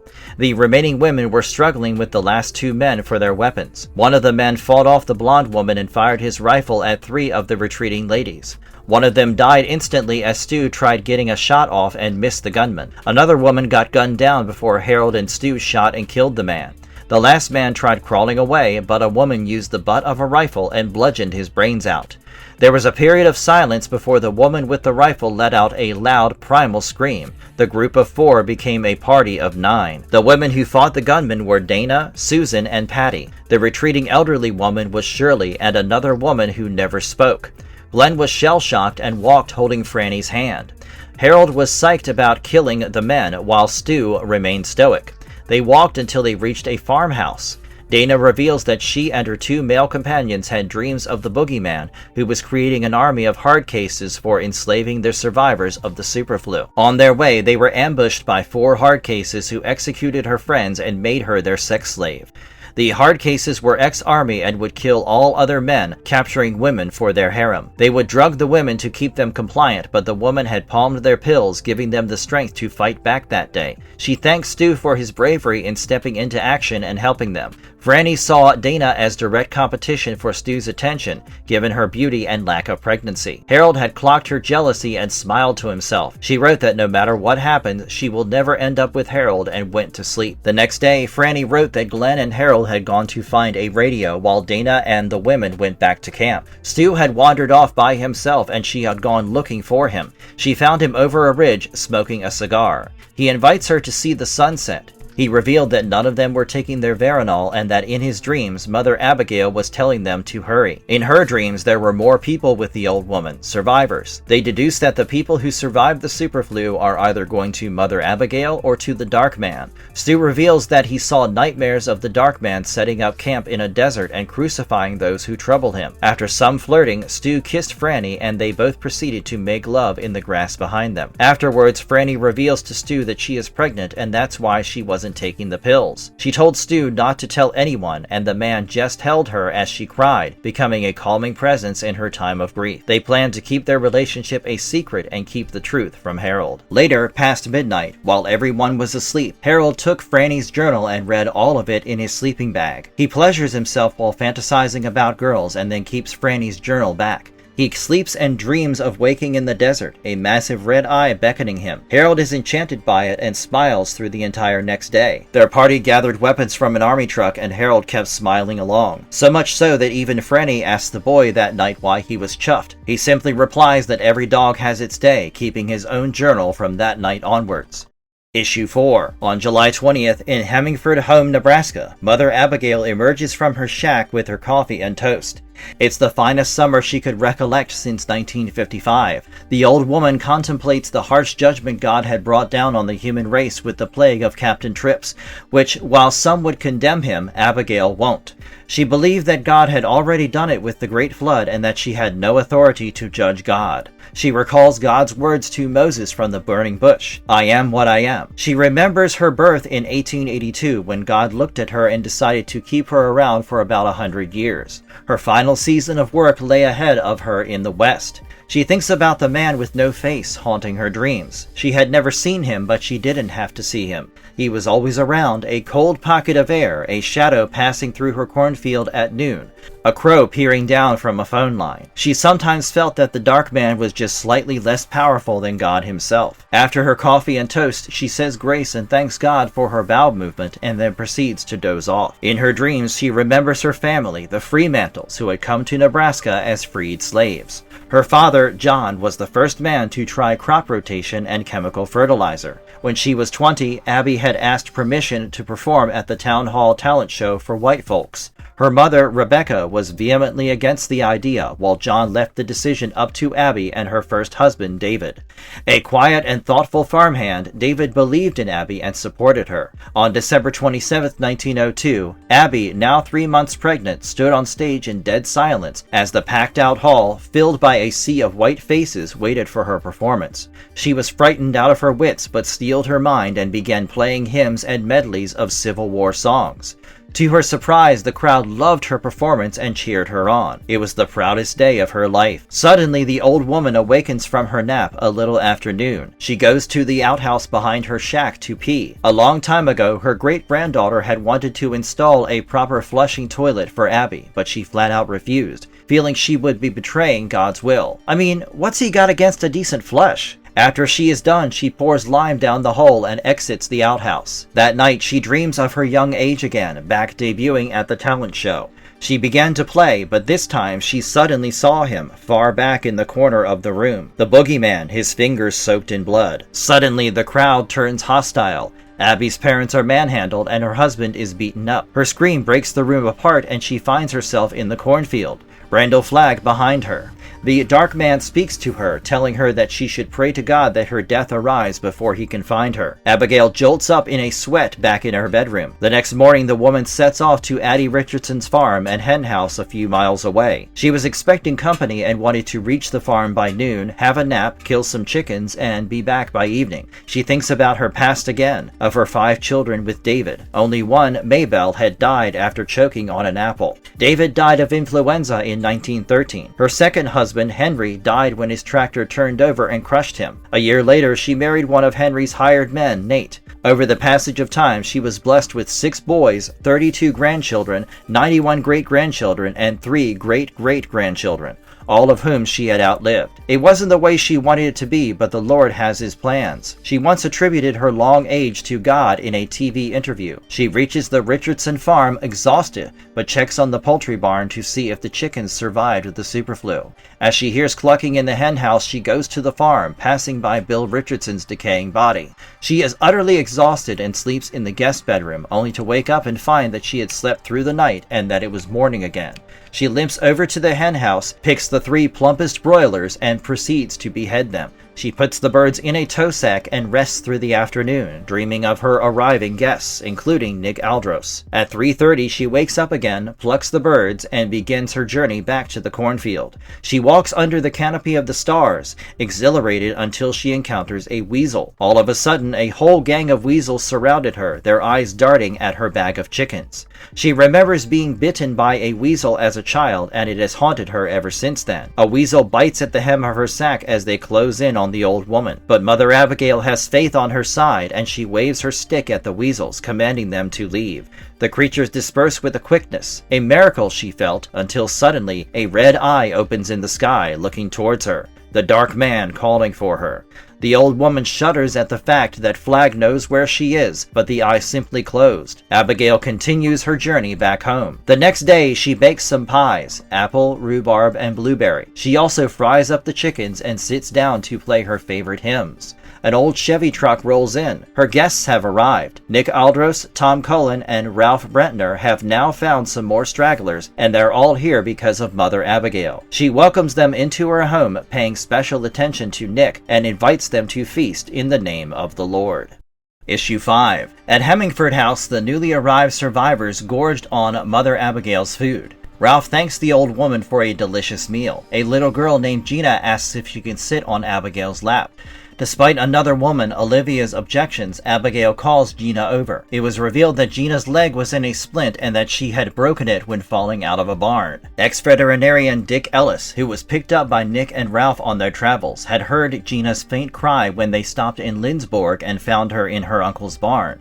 She had been on her own for 3 weeks but was found a day after breaking her leg. Dick was pessimistic about her chances, but Gina had bounced back with surprising speed. It begins to rain, so the party is taken indoors, which is illuminated by 3 oil lamps. They all sit quietly listening to the sound of the rain while reminiscing about those they lost and those they found. Gina starts to yawn, which cues the rest of them to feel sleepy and begin retiring to their beds. Nick, Andros, Ralph, and Mother Abigail sit around the table with one lamp in the middle as the old woman admires Nick's resolve. She asks the 2 men who is in charge, and Ralph promptly hands over the title to Nick, who scribbles that while it was his idea to come to Nebraska, he isn't sure about being in charge. Abigail asks them if they've seen others during their travels, and Ralph answers that they have merely heard things like motorcycles and feel like they are being watched, which would mean that there are others around, though such people might be scared off by the relatively large size of his posse. She asks Nick why they came here, to which Nick writes that he, Dick, and Gina all dreamed of the old woman's shack. Ralph also admits to seeing Abigail once or twice in his dreams, but he admits he sees the other guy more often. When Abigail asks who the other person is, Nick writes the words, "Dark Man," on his notepad. Meanwhile, we cut to a forest with Harold Lauder and Franny Goldsmith's group, the two discussing the ailment of one of their latest additions, lovers Perry and McCarthy and Mark Braddock. It appears that Mark is suffering from appendicitis and is feeling excruciating pain in his abdomen. Perry begs Glenn to save Mark. Stu Redmond and Dana try to figure out what is wrong with Mark, with Stu thinking it's his bowels, and Dana dismissing it on account of Mark's swollen belly. Franny feels a sense of dread in her. There wasn't a doctor or nurse among the 11 of them, and this was an appendix. What if her baby needed a cesarean birth? Harold suggests operating on Mark, much to the horror of the others. They argue over the fact that Mark could die either by them operating on him or just leaving him as is. Mark in the meantime screams in agony, worrying his group further. Back at Hemmingford House,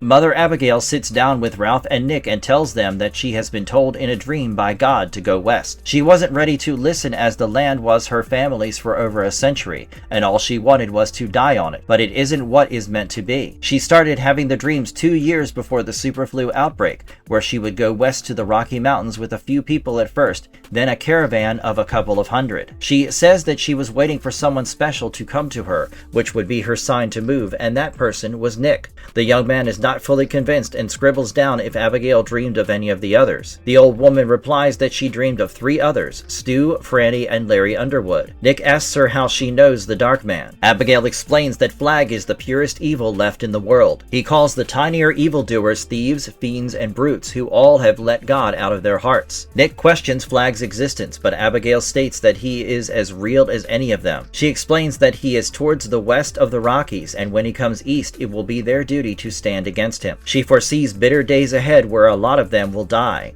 This scares Ralph and Nick, the latter asking Abigail if they can pack up and go east instead. Abigail replies that the Dark Man will keep following them and that it is the will of God that they face him. Nick writes that he doesn't believe in God. Abigail, though disappointed, tells Nick that despite it all, God believes in him. The next day, Franny checks on Perian and Mark. Perry says that Mark is asleep and that the others have gone to search for a doctor's office and get some instruments. She adds that Mark's ailment is nobody's fault, unless there is a God, in which case it's his. Perian explains she met Mark in Albany and they decided to travel together and eventually they fell in love. Suddenly, Stu, Glenn, and Dana appear with the instruments, telling her that they will try their best to save Mark. Everyone at Hemmingford House enjoys a day full of relaxation and, in a way, normalcy, playing, cooking on a stove, and so on. Meanwhile, in the forest, Stu is busy cutting into Mark, trying to find the appendix. Everyone around is covered with blood as he tries reaching the vestigial organ, until Perian finally grabs his attention and tells him that Mark died from blood loss a couple of minutes ago. She thanks them for trying their best as Stu is shell-shocked. In the evening, Nick returns from his solitude and finds everyone waiting for his decision. He writes that they should leave for Boulder tomorrow, annoyed that he was made in charge against his will. At dawn the next day, Stu wakes Franny to tell her that he has had a vision of Mother Abigail going to Colorado, and when he woke up, Perian had overdosed on Veronal and committed suicide. The pair embraces in despair of losing those around them, a slight which irks Harold. Over at Hemmingford House, Nick puts up a board telling people that they have left for Colorado and then goes to Mother Abigail. She is crestfallen at the ways things are shaping up, admitting she harbored a resentment of God for keeping her alive long enough to see her land be taken away. All her children's family die before her, and all she would get in return is a journey with strangers to go die in a faraway land. Nick comforts the old woman, who asks him to help her along the way. They all pack up after lunch and divide into two groups, one going in a Dodge van and one in a wrecker. Mother Abigail sits between Nick and Ralph, her resolve firm. No more crying. She was carrying out God's will, and his will be done. Volume 4, Hard Cases, Issue 1. Opening on Interstate 15, Donald Elbert, aka Trash Can Man, walks in the burning heat towards Cibola, the city of dreams. A crazy, burnt, and broken wreck, he dances around in glee as he gets closer to the city. He plans to drink water for the first time in many days, and then he will find the Dark Man, the one he would give his life for. He hears the boogeyman's spirit whisper to him that Trashy would be vital for the Great Burning. A month ago, a mishap with blowing up the town of Gary, Indiana's oil tanks had left Trash Can Man unconscious and with a severely burnt hand. When he finally awoke, he saw Randall Flagg's hooded figure before him. Flagg showed Trashy an American in flames, with thousands of cast-offs driving east with him. The pyromaniac was sold and promised to whatever Flagg wanted.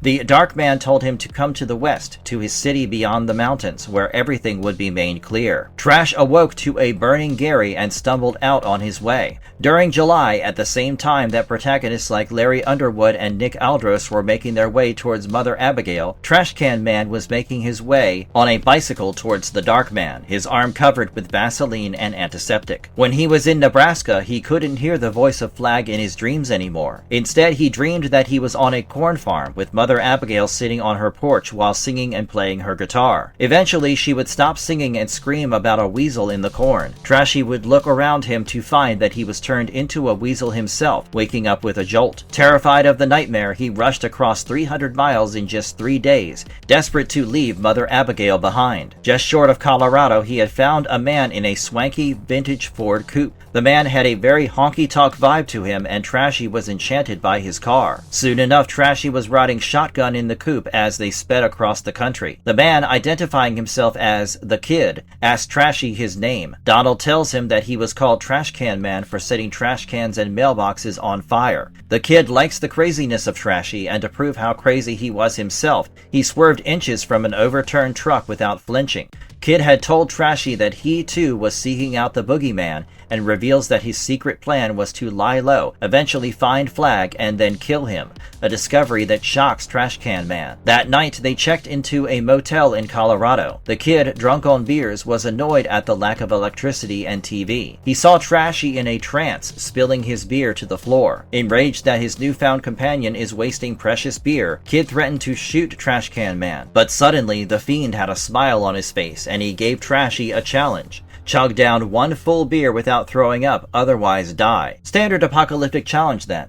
Fearing for his life, Trashy picked up a can and somehow managed to force the warm beer into him, letting out a giant burp afterwards. The kid was amused at his dedication and let the pyromaniac live another day. Later that night, Trashy was wearing his clothes and making his plans to escape from the motel after Kid fell asleep when the honky-tonk drunk himself showed up to his room, pants undone. He told Trashy that they weren't through yet and that Kid knew what he liked. Kid proceeded to assault Trash Can Man, and after he was finished, let Trashy sleep. In the pyromaniac's dream, he met Randall Flagg, who told him that he would show his follower a sign, a warning for all who think to go against him. The next morning, Kid woke Trashy up and told him that they had a big day ahead. After a long day of slow driving, the duo found themselves blocked by a giant pileup of cars. The Kid is howling mad at the roadblock, which makes Trash Can Man giggle. Irritated, Kid told Trashy to move all the cars blocking the road, threatening to blow Trashy's head off if he refused. Trash Can Man slowly got to work, feeling his burnt hand reeling in agony. He knew that it was an impossible task and that Kid would get bored with him and kill him soon. But then he heard a noise. Kid turned around and called out to whoever was there, pistols ready, but what came back was a feral howl of a wolf, and he wasn't alone. The Kid began to fire at the pack of wolves, but only managed to hit 3 before running out of ammo. Trashy looked at their eyes and realized that they were red, the eyes of his master.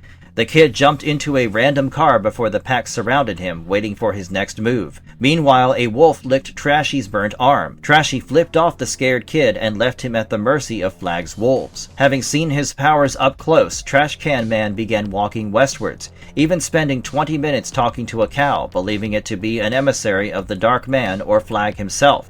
He was speeding through Utah to San Bernardino on his cycle until its wheel came off, sending Trashy flying off and ending up with a head injury, which brings us to the current morning of August 5th, where it finally crosses the desert and reaches the promised land, Cibola, aka Las Vegas. Trashy walks over to the fountain of the MGM Grand and dunks himself in the waters, rejoicing that he has made it, then climbs out of the fountain and falls asleep on the grassy knoll. He is then surrounded by 3 men, Ken DeMott, Lloyd Henry, and Hector Drogan. Lloyd tells his underlings to let Trashy sleep as Flagg wants him. They all wear a necklace with a red center. When asked where Flagg is, Lloyd tells the men that he will be around soon and that he was waiting for the special guy, Trash Can Man.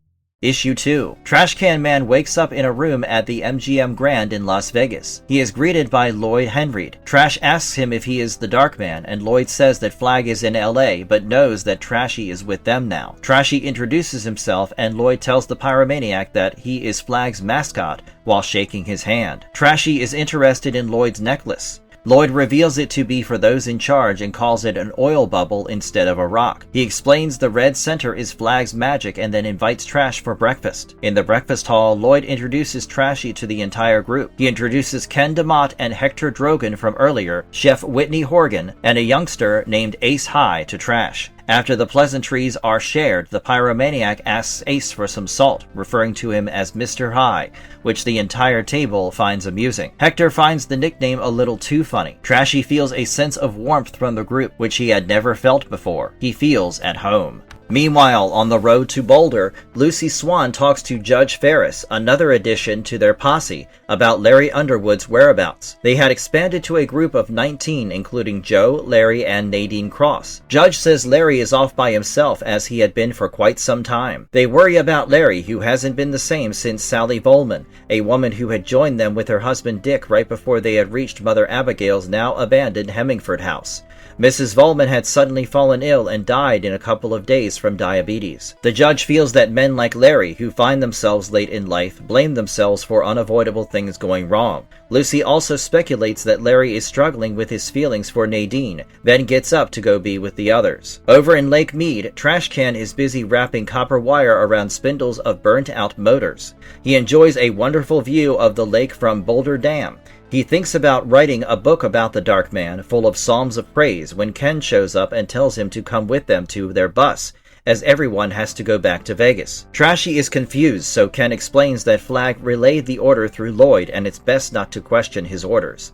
On the bus ride back, Trash overhears two men talking about Hector when one of them tells the other to quiet down. Back at the MGM Grand, everyone has gathered at the fountain. Lloyd finds Trashy in the crowd and tells him that he has been drafted to help them out. The pyromaniac is dumbfounded about what is going on until he sees Whitney standing over a cross. Trashy asks Lloyd about Hector when he is cut off, and Lloyd explains that Hector had been taking drugs, and Trash reads between the lines and realizes that Hector will be nailed on the cross for the crime. Lloyd reaches into his pocket and pulls out the red-centered necklace and asks the pyromaniac if he would take it. Trash Can Man realizes that this is his last opportunity to be Donald Elbert, and that taking the necklace would give up not just his life but his soul to Randall Flagg. He finally decides that he is utterly devoted to the Dark Man and takes the necklace. Lloyd tells Trashy to tell himself he doesn't know him when a naked Hector Drogan is dragged out of the lobby, begging for forgiveness and claiming that he can go clean.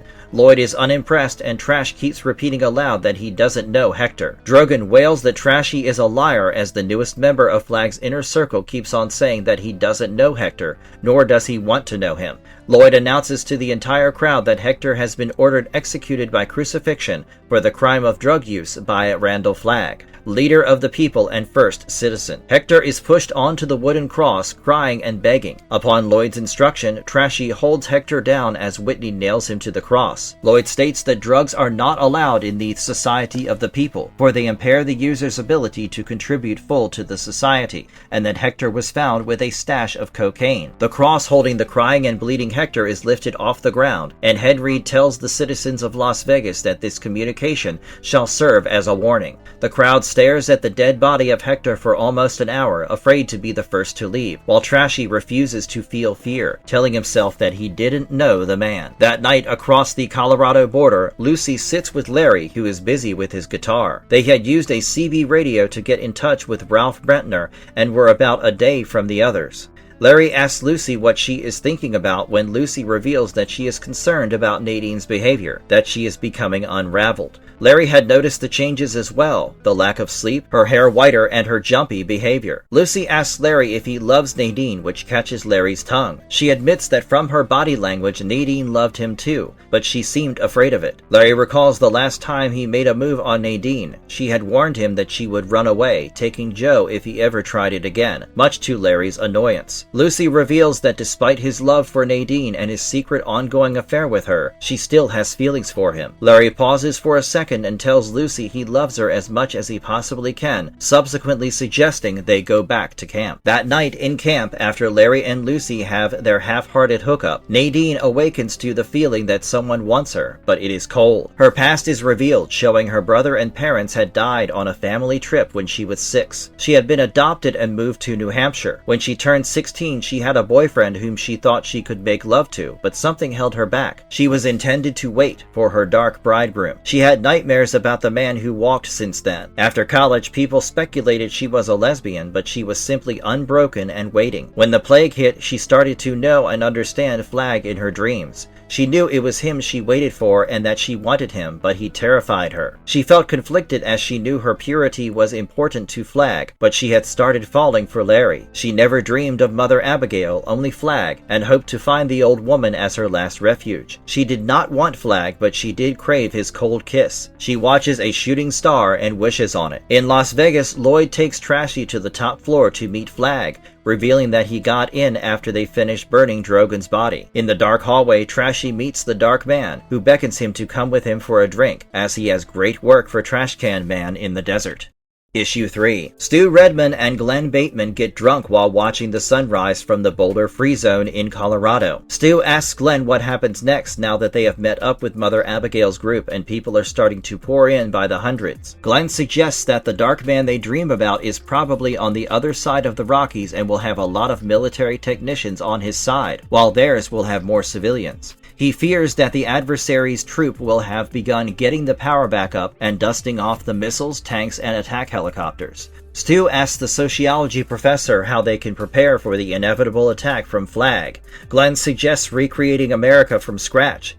The government would come first, they would call a town hall for everyone attending, and in the meantime, form an ad hoc committee of 7. He suggests they read and ratify the Declaration of Independence, the Constitution, and the Bill of Rights. He suggests they run the government like the New England Township, with 7 ad hoc members being free zone representatives. Glenn also adds that Mother Abigail must have veto power over the board, the government failing if she is not the titular head. Mother Abigail, meanwhile, is thinking about getting the electricity on for the free zone. Her faith lies in the fact that, after a while, people would start pulling together and would try to form some sort of government. She figures that they would form the new government around her, but plans to refuse, as it wouldn't be God's will. She figures Nick, Ralph, and Stu would help run things, though she holds reservations about Harold Lauder being on the committee. She senses that there may be a secret darkness in Harold's heart, which she doesn't feel is her place to tell the others. She thinks about the Dark Man, or Flagg as he likes to be referred to, and his ultimate goal to destroy all of them, a goal he has already started working on over on the far side of the mountains.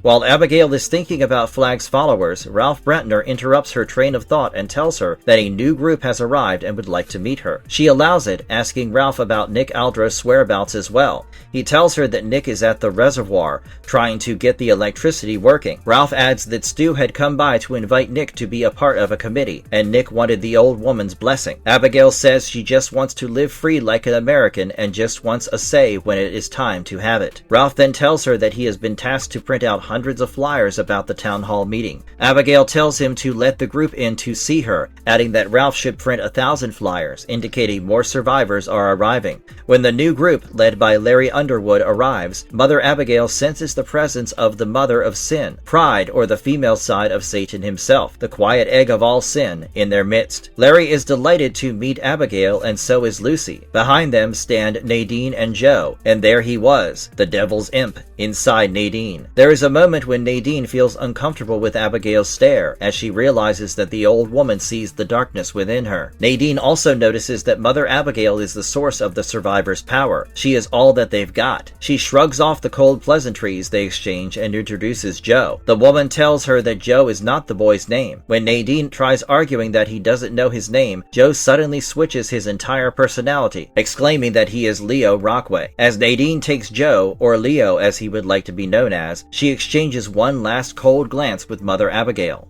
The old woman struggles to form a thought after they leave. There was something about that woman, but she forgets it as more survivors pour in, paying tribute to her as being their guiding light. Nick and Ralph share a house, and that evening, Nick writes down his thoughts about the wonderful town of Boulder and the importance of getting electricity to the town before winter sets in. Nick looks at the draft of the flyer for the ad hoc committee. Ralph had tried to remove his name and put Larry's instead, but Nick would need to meet Larry before deciding. So far, the only decision he was staunch on was removing Harold's name from the committee. He feels that Lauder might be crazy with his grin and sleepless eyes. Nick turns in for the night and feels goosebumps, either because he was feeling like he, Stu, and Glenn were all part of something bigger than they could imagine, or that they had started making a shroud for the human race. Over at Franny and Glenn's house, they had made love, and Stu had fallen asleep. Franny sat on the porch and thought about her pregnancy, which was slowly beginning to show. She worries about her child dying from the superflu when suddenly, Larry shows up outside her door. He brings wine and chocolate, paydays, Harold's favorite, and is looking for the boy. He tells Franny about his journey from New York,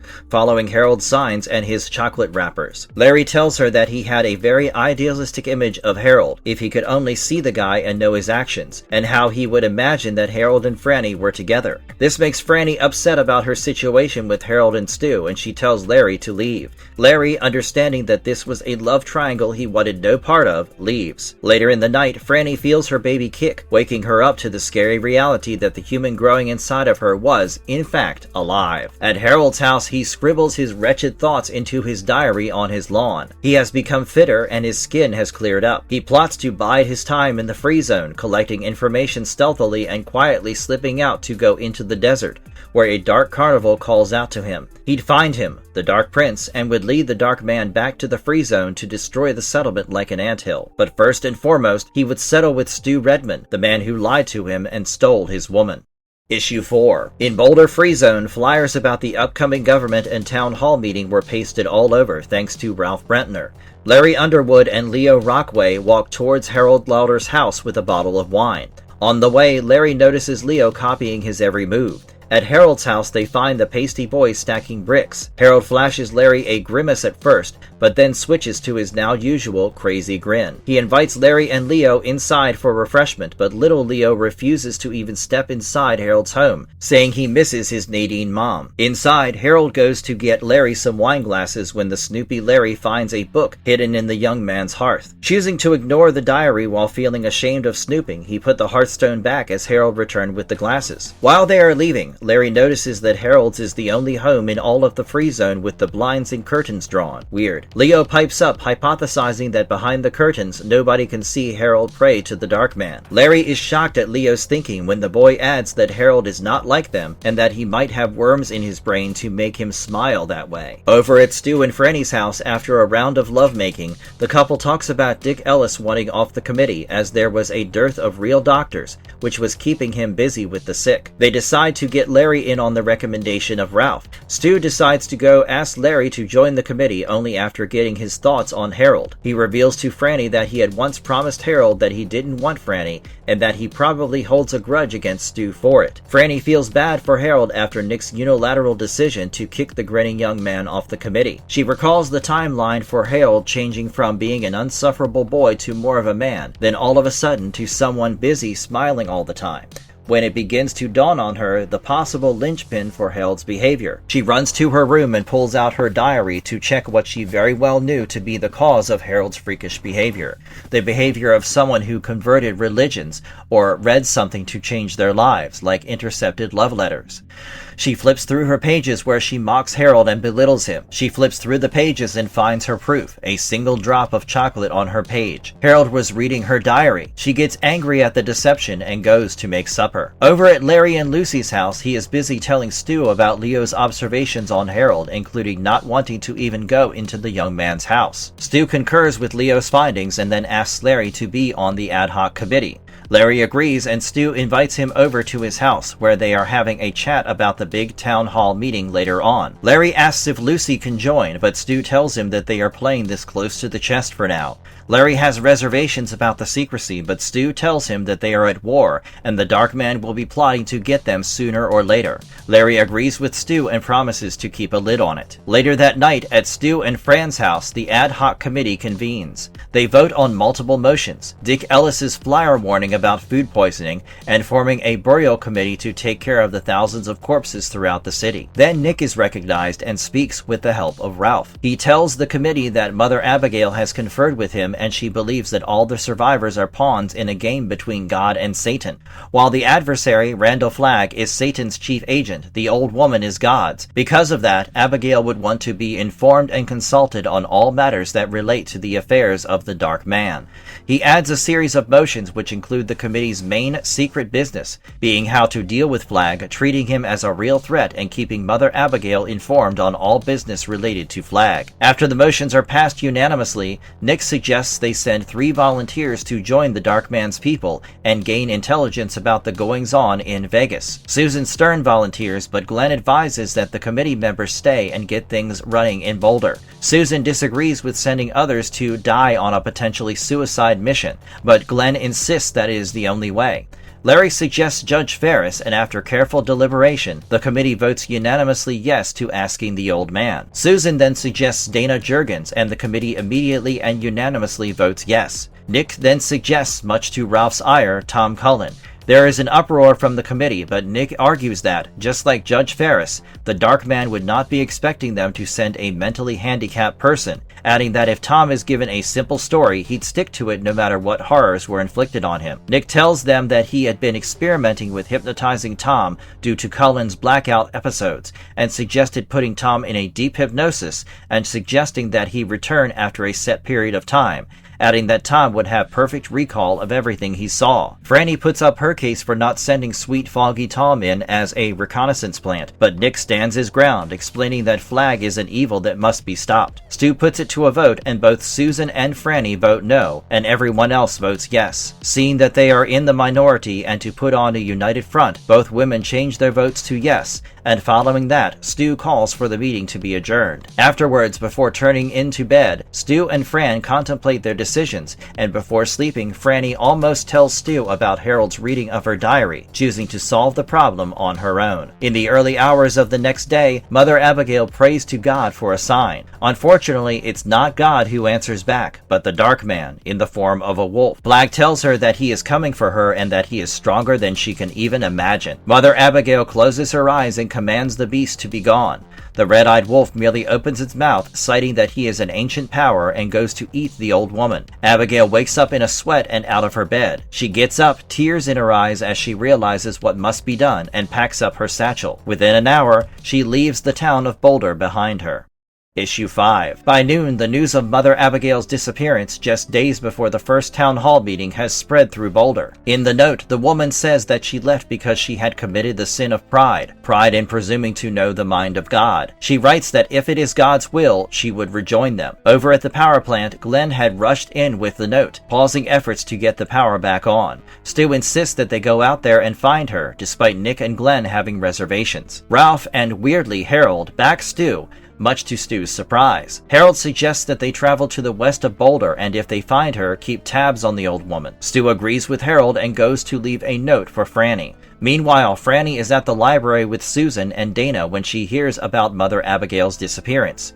She goes home to find Stu's note and is worried about him being with Harold. While worrying about what Harold might do to Stu, she gets the idea to snoop around Harold's house. She cycles over to Louder's house and sneaks in through the cellar window. She wonders why Harold would lock all his doors when everything was free and there were no robberies in Boulder. She sneaks around the house and finds nothing before coming upon a loose hearthstone while sitting down. Before she can unearth the stones, she hears a knock on the door. Franny freezes up in fear. After a while, the knocking stops and she hears footsteps on the concrete path. Running down the hall, she checks the blinds to see that it was Nadine Cross at the door. 5 minutes later, Franny catches her breath and boosts herself out of the window. Once she is back home, she sits on her porch, silently praying for Stu to return. During the hunt for Mother Abigail, Harold sits relaxing in Netherland, as it was the least likely spot for the old woman to be in. Ralph and Stu are on the radio communicating that they have found nothing on their end when Stu calls Harold over to his location. Harold agrees to come, flipping the radio off simultaneously. He takes a second to compose himself. He is wearing an army surplus jacket for the cold and hiding a 38mm pistol in his pocket. Harold thinks about his reasoning for even suggesting the expedition: to get enough time alone with Stu to kill him. On his way to Netherland, he had felt an intense power coming from the west, a power so great that if he went any further west, he would lose his self-will and go all the way to Vegas empty-handed. He contemplates killing Stu and Ralph, as he would be long gone to Nevada by the time Franny would raise the alarm. At dusk, Ralph radios that his search has yielded no fruit to Stu, who tells Harold that his idea was good nevertheless. Stu invites Harold to have dinner with him and Franny, an offer that takes the young Lauder by surprise. After pausing, Harold tells Stu that it is best that he doesn't come by. Stu understands his hesitation and offers Harold a handshake of appreciation. Harold hesitates but extends his hand for the shake. Glenn joins them a few moments later and Harold slips away with a quickness. That night, Harold scribbles in his ledger for nearly an hour and a half until the fury and frustration were all out of him and he regained his resolve. After putting the ledger away, he thinks about how close he was to actually mowing Stu down, but then reminds himself that he will have other opportunities. He realizes that the basement door was open, something he would never do. He goes down to the basement to find a shoe print under the window. He vows revenge on whoever trespassed into his home, having an idea of who it might be already. In bed, he plans to hide his ledger elsewhere while thinking about Franny's shoes. At Stu and Fran's home, Franny breathes a huge sigh of relief as Stu returns. He explains Harold's idea to look for Mother Abigail. She asks Stu how Harold was behaving, to which Stu reports that the young man was a bit racked, further adding his offer to invite Harold over for supper. Fran hesitates but agrees to host Harold if he comes. They plan to go in search of Mother Abigail again the next morning, along with a few of the other survivors like Dick Volman and Larry Underwood. The next day, the Free Zone survivors search high and low for Mother Abigail, and after finding nothing, many of them start being realistic about a 100-year-old woman's chances of survival all by herself. As the second night falls, Stu and Fran are feeling low in their home when Glenn rushes in. Stu asks him if they found Abigail and Glenn tells him that it's not bad news, adding that they ought to follow him. Over at Glenn's house, they find Kojak, Glenn's dog, asleep on the porch. Glenn exclaims that Kojak followed him all across the country, prompting them to wonder how he made the perilous journey. Kojak, or as he knows himself, Big Steve, had followed the scent of the man all the way to Hemmingford home, where 4 wolves attacked him.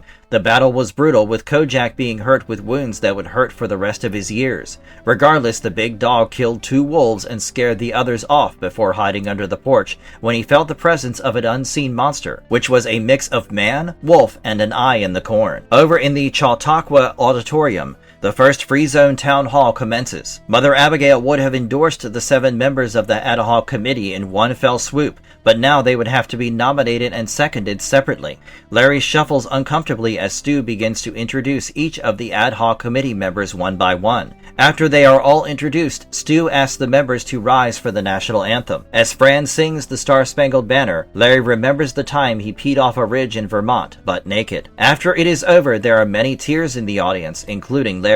As the meeting continues, Stu ratifies the Constitution and the Bill of Rights as the governing law. As he is about to begin the nomination of the Free Zone representatives, Harold holds his hand up. The ad hoc committee holds its breath, waiting to see what the boy will say next. In a shocking move, Harold makes a motion to accept the ad hoc committee in toto as the permanent committee. The committee is shocked, but soon the entire auditorium erupts in cries of "I second." Stu realizes Harold's plan to steal the spotlight with the gesture and mentally commends the tactic as the entire crowd votes yes to the motion. Stu wonders what Harold's game really is. Has he turned a new leaf, or is it the first move in a confidence game Harold was playing with them? Volume 5, No Man's Land. Issue 1. After the town hall meeting is over, Franny Goldsmith and Stuart Redmond walk home. Franny is deep in thought, and Stu asks her what's bothering her. Franny gets emotional that 600 people in an auditorium singing the Star-Spangled Banner is all that's left of the America of old. She asks Stu for a distinct memory of the past. Stu thinks about it and lets Franny in on a memory he never shared with anyone. A decade ago, he was pumping gas at Bill Hapscom's gas station when a Pontiac pulled in. Stu looked inside and found a man whose face was eerily familiar. He filled up the Pontiac's tank, but is certain the person driving is dead. The man paid Stu, and Stu told him that he was supposed to be dead. After letting out a chilly laugh, he bids Stu farewell, adding that he shouldn't believe everything he reads. Stu noticed the man's eyes were those of a man who had seen the dark for too long, and Stu imagines that Randall's eyes might look like it. Franny is confused about who the person was when Stu explains that he was sure he had met Jim Morrison, the musician. Franny changes the topic to her feet, asking her boyfriend if they look weird. She explains that after the meeting, she noticed that Harold Lauder kept staring at her feet. Meanwhile, outside Larry Underwood and Lucy Swan's house, Nadine Cross demands to see Larry. Lucy accompanies Larry, but Nadine wants to speak to Larry alone. After Lucy goes back inside in a huff, Nadine asks to walk down the road with Larry, but he is hesitant. After she begs on her knees, Larry agrees to walk with her. They walk towards the mountain ranges when Nadine suddenly holds Larry's arm and begs him to sleep with her. She only says that she wants him now, and if she wants to stay in Boulder, he is her last chance. Larry is confused out of his wits as Nadine says she was being strong for Joe, who now calls himself Leo Rockway, and now she feels that he doesn't need her anymore. Larry is terribly confused about the entire state of affairs, but decides against being with Nadine. The woman throws herself at Larry to make him want to make love to her, but he fights off the temptation with all of his will and tells Nadine that her moment is gone and that it is too late for them. Nadine turns away from him and walks off, saying goodbye to Larry. At that moment, Larry feels the disappointment of the stranger in Brooklyn, Rita Blakemore, and his mother, people he had let down in Nadine. Later that day, Nadine speeds off westwards on her scooter. She feels fury for Larry's rejection of her advances and decides to make peace with the dark path that was meant for her. She rides up to Sunrise Amphitheater and sits at a picnic table, vowing revenge. Sitting with a planchette and a blank sketchpad, she feels the powers of the old woman from the east and Flagg, her lover-to-be, from the west. She recalls when she had last played at automatic writing with her college dorm mates. They had asked the spirits for a message for Nadine when the planchette started moving and thrumming madly. They started to write mad messages of love to Nadine, telling her that she is in the house of dead. The planchette had written a lot of disturbing messages and then, to add further trauma, split in two. After that, she'd never dared to touch another planchette until today, when she feels his presence creep up behind her as she asks Flagg for guidance. The next evening, the Permanent Free Zone Committee convenes at Stu and Fran's house and begins discussing business, including sending out their spies out west, unaware of each other's existence, starting a consensus committee for keeping track of Boulder's ever-swelling population of survivors, increasing the burial committee to clear off all corpses by the next wet season, and Nick's bombshell news, introducing a law and order department with Stu as the head. Afterwards, Fran is cross with the fact that Stu was elected as marshal, worrying about her future with the baby. Stu tries to explain that it will all be okay, but Franny knows that it won't, that it will only end with them wading through blood. The following morning, Harold volunteers for the burial committee in addition to hunting for Mother Abigail. He works under the tutelage of Chad Norris, a former undertaker, in a bid to become the best-liked citizen in the community. They clear out a church and drive the bodies to a strip mining zone to dump. Chad thanks the volunteers at the end of their shift and tells them to return the next morning should they have the stomach for it. Harold feels a sense of camaraderie and togetherness with the men that he fights against. One of them gives him a nickname, Hawk. Harold initially feels outraged, but upon introspection, he realizes that they genuinely liked him and that they feel he can be an asset to their community. He brushes those thoughts aside, focusing on revenge. He is interrupted by Chuck, who compliments the young man's brain, which surprises Harold. As he walks back to his house, he is surprised to find Nadine Cross sitting on his porch. She tells Harold to invite her inside for supper, giving Harold butterflies in his stomach. They eat and then sit in his living room. Nadine tells him that she wants what is in his heart, which stuns Harold. She tells him she can read what is in his ledger and knows all about his sick, twisted fantasies, adding that she is willing to do all sorts of kinky things with Harold short of having with him, stating that she has to remain a virgin until a specific person takes her virginity. Harold trembles and asks who that is, as Nadine holds him close and tells him he already knows who, Flagg. Harold asks what the price of this would be, and Nadine replies that she wants what Harold wanted when he hunted for Mother Abigail, on a larger scale, the free zone destroyed. He asks her what would happen if he says no, and in response, Nadine starts taking off her clothes, teasing the young man. She gives him the ultimatum to decide. She puts her clothes on and leaves or takes them all off. Harold contemplates his next decision and says they should go to the bedroom, which prompts Nadine to begin kissing him, taking off her clothes with him on the couch itself, as Harold succumbs to his destiny.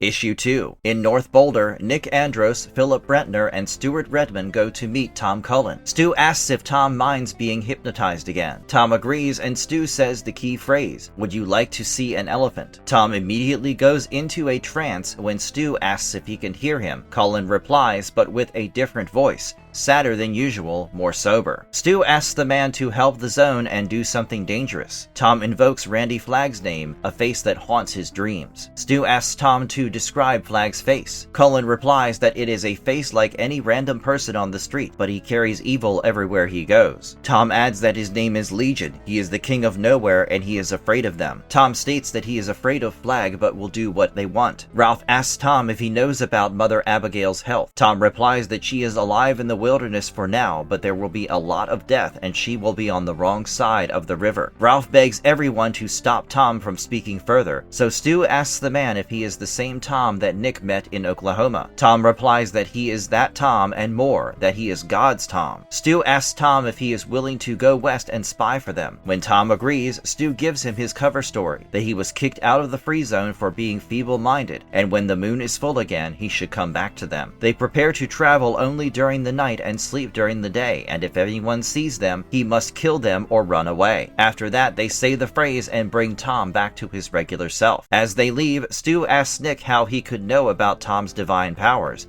and Nick scribbles that he had read that people who are insane or mentally challenged are considered close to divine. They walk off, unsure if they've made the right decision. Over at Judge Ferris's house, Larry Underwood is chatting with the old man about his youth. Larry struggles to get his question out, and the judge asks it for him. Larry thinks that someone leaked the decision to ask Judge about going west, but the old man says that he could read it off of Larry's face, adding that he had the same doubts about Flagg's operation as well. He asks Larry if the committee has discussed what would happen if the spy they sent liked it better on the other side. When Larry stutters, he lightens the mood by saying they definitely have the power on, prompting Larry to fire back his own jesting remark that the rubbish will take itself out. They laugh together, and then Judge agrees to be the spy. He additionally relieves Larry's guilt about sending an old man on a suicidal mission, telling him he did nothing wrong. The next morning, Judge runs into a truck carrying some of the burial committee in his car. He lies and tells them he is going to Denver for a day. In reality, he takes a nice long detour and heads west towards Vegas. He feels that despite being too old for adventure, he is the fullest of life he has been in years. He makes peace with the fact that he probably will not survive to see Boulder again, and gets on with one of the finest days of his life. Harold Lauder, meanwhile, is very tired. Ever since he began hooking up with Nadine Cross, he hasn't been getting much sleep to focus his brain. He had once gone to Stu and Fran's house and confirmed that it was Franny who had snuck into his home. He is busy burying the dead and figuring it all out. Franny had found out he read her diary and snuck into his house for revenge. She had obviously not read his diary to find his plans to kill Stu. He thinks both he and Franny are even on the snooping, and questions whether he even wanted her now that he is with Nadine. He still maintains resentment against the committee for excluding him, and feels that with enough outsiders like him and Nadine, they would hatch plots to get the group of outsiders that were on the other side of the Rockies. The burial committee takes a break while Harold maintains his camaraderie with them. Meanwhile, in Harold's house, Nadine recalls feeling the presence of Randall Flagg in the window while she was getting kinky with Harold. She wonders what type of husband-to-be would let her do so much debauchery short of actual with another man. After breakfast, she goes to collect the last of her things from her old house, only to find Joe, or Leo Rockway, sitting in the dark in his underpants. She asks him why he is there and not with Larry and his Lucy mom. She notices the terror creeping back into his eyes. She tells him that they can't go back to how things were, accusing Leo of choosing Larry and Lucy, but more importantly, Mother Abigail, over her. She tells him that she won't take him back just because the old woman is gone. Leo stays silent and Nadine bids him goodbye. Nadine flees to Harold's home, realizing that she has to leave Boulder soon for her sanity's sake. The next day, Stu runs into Dana Jurgen and Susan Stern. Dana has accepted the mission to go spy for the Free Zone, and Susan was just dropping her off. She hides a knife up her sleeve to take her chances and assassinate Flagg, thinking that if it's a suicide mission, she might as well take out their main guy. Stu wishes Dana good luck and gives her a kiss. Dana and Susan disappeared down the road, and 2 days later, Susan was back. She had driven with Dana till the edge of Colorado Springs and seen her friend disappear into the horizon. That evening, she spent the night in Monument and found a puppy abandoned in a pipe. She brings the puppy back to Dick Ellis, nurses the puppy to health, and everyone in the zone celebrates her playing with Kojak, Glenn's dog, introspecting on a canine Adam and Eve type scenario. A few days later, Stu, Larry, Nick, and Ralph ready Tom Cullen by telling him that it's time to go west. Tom shows some initial hesitation, but eventually accepts his mission and rides out with Ralph, promising to be careful. Larry and Stu confer whether they will ever see Tom again, with Larry pointing out that if they don't, the 7 of them will have to live with the decision to send him for the rest of their lives, especially Nick. Issue 3. On 30th August, Nadine sits on the steps of Harold's basement as he tinkers around with a shoebox and some dynamite. Harold doesn't speak for hours and then suddenly suggests she go take a walk. When she asks what's wrong, he says that he doesn't know how old the dynamite is and he could very well blow them all to Oz. Part of Nadine wishes that the bomb goes off, putting them both out of their misery as the instruments of destruction of Randall Flagg. Suddenly, Harold finished the bomb. Nadine wishes she kissed Joe goodbye one last time. The bomb is linked to a walkie-talkie, which Harold plans to detonate with the walkie's twin 2 days later, when the next Free Zone Committee meeting is happening. Nadine suggests that Harold and she go upstairs for a bit of kinky fun, and Harold happily agrees. Over at Larry's house, Leo is busy bouncing a ping-pong ball when Larry comes to check on him. Larry is concerned about Leo turning into his feral Joe state after meeting his Nadine mom, and asks how she's doing. Leo reports that both she and Harold are bad now, adding that they are being fooled into believing he wants them and are planning to go west. A chill runs down Larry's spine as he realizes what Leo is talking about when the boy tells him to talk to Franny, who also knows about it. Larry states that he will talk to the committee, drawing the anger of Leo, who says that Flagg laughs at the committee's old ways, because that's how they'll play right into his hands. Suddenly, Leo misses the ball and breaks out of the trance, unaware of what he just said. Larry thinks about what Leo said and goes to meet Franny in the evening, Franny explains Harold's infatuation with her and his reading of her diary, while Larry tells her about their initials being carved on the barn in Maine. Suddenly, it strikes Larry that Harold might be keeping his own journal after reading Franny's journal, which was the ledger he found hidden in Harold's house. Franny guesses the location of the journal from the loose hearthstone that she sat on during her little snoop session. They both think about what plans Harold might have in the journal and plan to check it the next day, while Harold was busy with the burial committee and Nadine was helping at the power station. When she reaches home, feeling visibly happier, she promises to tell Stu all about it the next day. The next morning, Stu, Ralph, Nick, and Glenn meet engineer Brad Kitchener as he pulls the switches, and suddenly, the generators serving North Boulder begin to whine. Across North Boulder, lights switch on, blenders turn on, stove burners begin heating, and record stores start blasting Marvin Gaye. One of the generators overloads and begins flaming, prompting Brad to order his workers to cool it down with foam hydrants. He informs the committee members that people got sick and died. However, they didn't switch off their appliances, leading to a massive power drain. He tells them that everyone available should be hurried to North Boulder to turn off the electrical appliances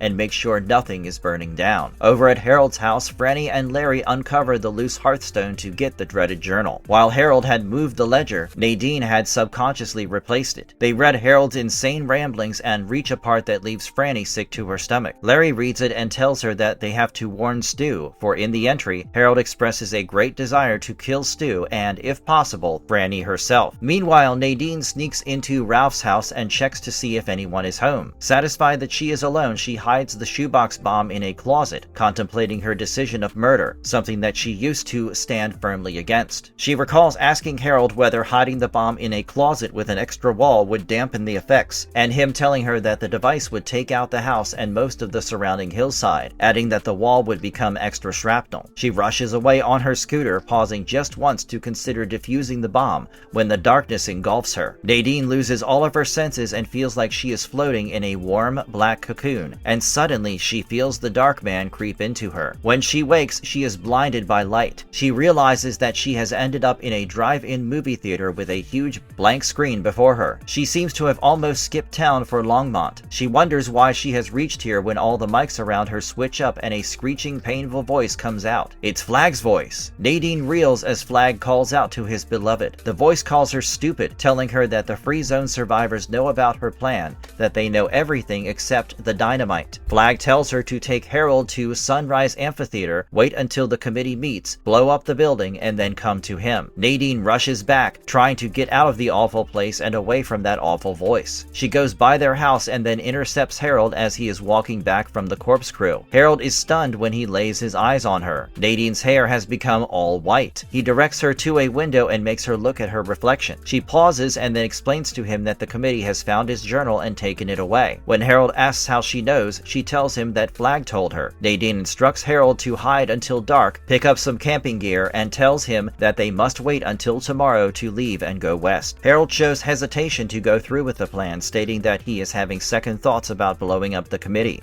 She puts his hand to her white hair and tells him that it is too late to turn back now. Issue 4. September 1st, Larry and Leo are at Franny and Stu's house. Leo lounges on the couch with his guitar, singing a pop song which Fran recognizes but can't quite remember where from. She asks Larry, an ex-pop star, who sang it, but he can't remember. Suddenly, Stu pops into the room after reading Harold's journal and immediately states that Harold is to be considered dangerous. They discuss their options and Stu decides to let the committee decide together. They also discuss the possible plans Harold and Nadine have to sabotage the Free Zone and contemplate what they should do about them. Franny is quiet for a while suggesting exiling both Harold and Nadine. Stu plans to beef up security at the power stations as Franny makes both men promise her that they shall settle this situation once and for all at the meeting tomorrow. At dawn the next day, Harold comes out of the tent he and Nadine are sharing at Sunrise Amphitheater. He promises to ride back into the Free Zone victorious and swears revenge on the committee that took everything from him. He looks to the tent, which has Nadine still asleep, and steels his nerves for what he is about to do in a matter of hours. It is evening at Ralph's house and it feels almost like a party. All 7 members are present, including some guests like Brad Kitchener and Chad Norris. Franny feels sick holding Harold's ledger in a bag. She is propped up against the door of the closet where Nadine planted the bomb. Kitchener addresses the members and informs them that the power is nearly on. He lobbies for a crew to switch off all the appliances left on post-plague to stop the generators from overloading again. Franny rests her head against the door. It was discovered that Harold and Nadine had skipped town without warning, relieving Franny of the direct threat to her and Stu's life. Little does she know. She mentally feels fear of and pity for Harold and is glad he's gone. The committee votes unanimously to give Brad his turning off crew. Chad Norris reports that the work of the burial committee is going well. Franny looks outside the window and misses her home. It's nighttime when, over in Harold and Nadine's campsite, Nadine asks the young man how long before he triggers the explosion. At Ralph's house, Al Blundell was briefing them about the law committee and the forming of tribunals when Franny feels incredibly sleepy. She suddenly starts feeling incredibly claustrophobic, and a voice inside her screams at her to get everyone out. She stifles herself while Al continues when suddenly she hears motorcycles approaching and fast. She gets everyone's attention and tells them to get out of the house with a quickness. At 8:35 p.m., Harold is about to process the walkie-talkie button and blow up the building when Nadine notices a chain of motorcycles out towards Ralph's house. Harold dismisses the commotion and presses the send button. Franny keeps telling herself that they aren't moving fast enough. Stu leaves first, then Larry. They see Dick Volman and his search party roar in. Dick bellows that Mother Abigail has returned and she is in rough shape. He ushers Dr. Richards onto his bike and immediately circles back into town. Inside the house, Franny is trying to signal to Nick to rush out with her, but his deafness prevents him from hearing her cries. He couldn't speak but realizes there is something in the closet. He quickly shoves Franny through the door and rushes into the closet. Franny rushes out to tell Stu about Nick, but she is too late. Nick scrambles around in the closet, ripping off scarves, and then he finds it, the shoebox bomb. Just as a voice announces into the walkie-talkie that it's Harold Lauder speaking, and this is an act done by his own free will. The building explodes in a fiery inferno. Over at Sunrise Amphitheater, Harold celebrates triumphantly as Nadine retches at her actions. When she asks Harold what's next, he's changed. He tells her that they go west, that they will not touch each other again, and that Flagg has gotten what he wanted. Nadine tries reasoning, but Harold cuts her off, telling her Flagg will get him a woman much more beautiful than her, and that Nadine will be stuck with Flagg. He points to the column of fire emerging from Boulder, saying that it's over for everyone in there, adding that God has gone off on a celestial fishing trip and that it's the Dark Man's time. Harold begins packing up the tent and instructs Nadine to hurry up. In 15 minutes, they leave Boulder behind and begin their journey west. Franny dreams of birds, being a little girl running through the Ogunquit wilderness, but then she remembers that she is in Boulder and that there had been an explosion. She remembers being surrounded by dismembered body parts, a fire, and suddenly she remembers that she has a child, her baby. Franny wakes up calling for Stuart in her room. Stu is by her side and exclaims that she is all right. Franny, realizing she has a neck brace on, asks him about her baby, and Stu tells her the baby is fine. She hugs Stu and begins to weep. Later that day, Stu tells her that 7 people died in the explosion. Franny demands to know who. Stu lists Nick Aldros, Susan Stern, and Chad Norris as the main deaths, adding 4 others who came up from the town had also perished in the fire. Franny asks him if this was Harold and Nadine, and Stu admits that they did hurt the free zone, but not nearly in the manner they had hoped for. He tells her that search parties are already on the hunt for them when Franny exclaims that Mother Abigail's return saved all of them from dying in the building that day. Stu explains that the old woman showed up being led by Leo Rockway at Lucy Swan's door. Dr. Richards had explained that she is alive for now but has very little time left. The bruised up Stu reveals that her return, Nick's death, all has got the town talking about Flagg, that he was responsible for Harold's actions and Abigail's return. He remarks that he is scared that it's all going to end badly. Franny tries to reassure him by reminding him of them and the baby, but Stu asks her after a long pause how long that will be for.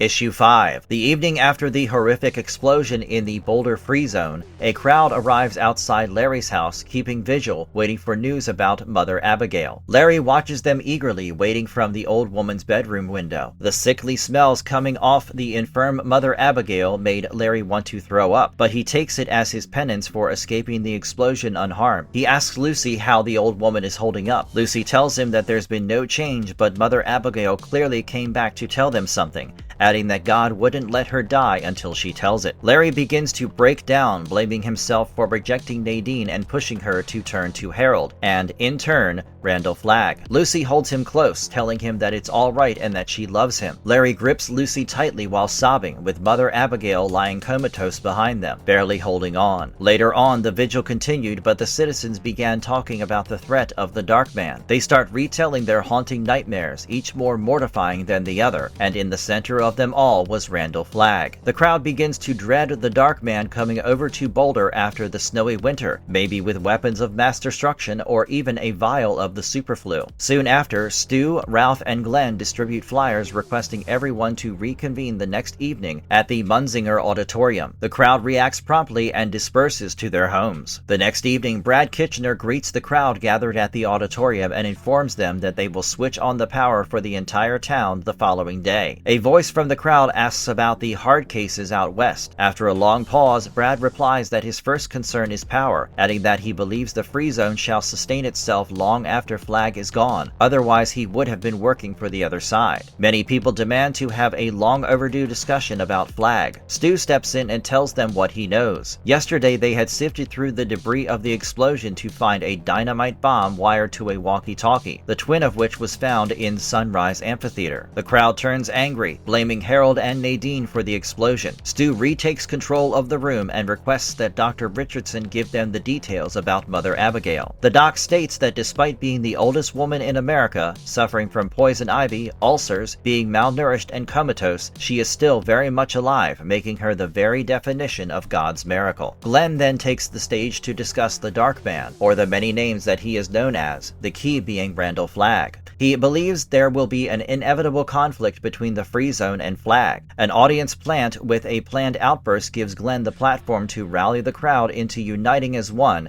and beginning to talk with each other and the committee about their nightmares and what they plan to do going forward. For the next 3 hours, the auditorium is rife with discussion. The seed of terror that Flagg planted in the survivors' minds was harvested through heartening conversation and empathy. At 1:30, the meeting finally concluded and Glenn felt good for the first time since Nick's death. He felt hope after an even longer time. The next morning, the power was on. There was one electrical fire, but it was put out and a few mishaps occurred, but nothing out of the scope of the expected. As the lights turn on in their home, Stu stays holding Franny, who is weeping for Nick. She feels devastated that Nick and Susan had died without seeing their hard work come to fruition. Glenn suddenly bursts into their room and tells them that Mother Abigail has awakened and wishes to speak to the remaining committee, having somehow already known about Susan and Nick's death. As the night falls, Larry wonders what has happened to Tom Cullen, Judge Ferris, and Dana Jurgens as he watches the pregnant Franny wobble her way against everyone's wishes to see Mother Abigail. The committee walks into the old woman's room together and is greeted by the frail old woman. She tells Franny to sit by her and unveils the young woman's pregnancy as well, much to Franny's surprise. She tells Franny to look out the window where Fran sees a nursery, but no baby. She asks Abigail what of her child, and the woman says if God allows it to be born, her child will have 4 fathers. She explains that whether Franny's child survives is hidden from her by God, and that Flagg plans to impregnate Nadine with his own offspring as well, causing him to be a threat to Franny's baby. She beckons all of them to get close and tells them that God will dispose of them as he sees fit, adding that they aren't the potter but the clay, and that Flagg in the west is the wheel on which they will be broken. She reveals that God didn't bring them together to build a community but to send them further on a quest to destroy Flagg. She says that Nick was supposed to lead them, but instead Stu will lead Larry, Ralph, and Glenn on the journey. Franny is outraged, remarking that she will not send her man as a sacrifice to Abigail's God. Stu tries to calm her, but she vents uncontrollably about the plague that killed millions, and yet the Almighty still isn't satisfied, calling God a demon and the old woman his witch. Abigail grasps Franny's hand, and instantly the pain of the explosion, the whiplash, is all taken away from Franny. The young woman retorts that she won't accept the healing as a bribe to let Stu go, but Abigail simply states that God merely gives signs, not bribes.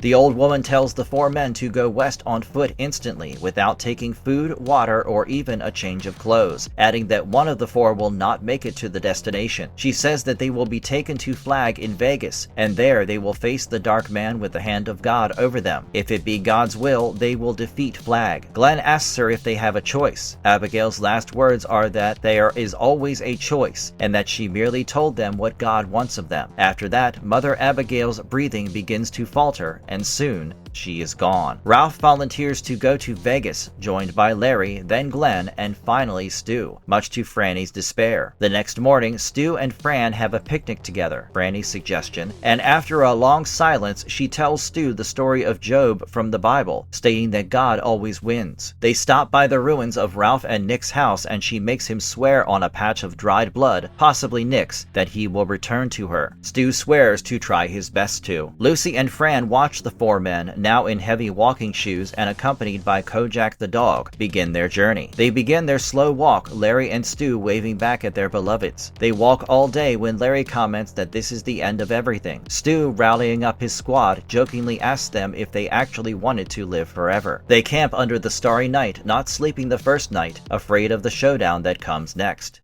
Volume 6, The Night Has Come. Issue 1. On September 7th, the Dark Man sets up guard posts on the eastern border of Oregon. In Copperfield, Bobby Terry and Dave Roberts set up shop in a convenience store. They are supposed to be on the lookout for an old person in a blue Jeep. The walk-in dude had instructed all of the guards, including Bobby, that the spy from the other side was to be killed on sight, but his head was supposed to be preserved, meant to be sent back to the free zone as a message before the winter. Everyone knew the penalty for failure or disobedience was crucifixion. Bobby is reading when out in the rain, and he sees it, the blue Jeep. Inside, Judge Ferris is battling his arthritis and trying to drive properly in the miserable rain. The further the judge got from Boulder, the more his loneliness grew, and the more he was certain that he was never seeing the free zone again. He suddenly finds himself blocked by a pileup of cars. 3 nights ago, he had spent the night in New Meadows. At dusk, he had found a crow tapping on his window. Judge looked at the crow and felt certain that it was the Dark Man, his soul of sorts, with its red eyes growing larger. Ferris aimed his rifle, planning to shoot the bird and trap Flagg's soul in it. He fired, but his weapon's safety was on and the crow flew away. Judge had felt dull and stupid after the encounter. Now here he was, standing behind a clog of cars in the pouring rain, as 2 men in a car come up behind him. Judge experiences a presentiment that it was about to all be over for him. Dave asks Judge if the old man is going to shoot him. Judge lowers his rifle momentarily when he notices Bobby with his pistol drawn behind Dave, and then curtains. Dave shoots Judge in the torso as Bobby recklessly fires over Dave, catching his partner in the throat.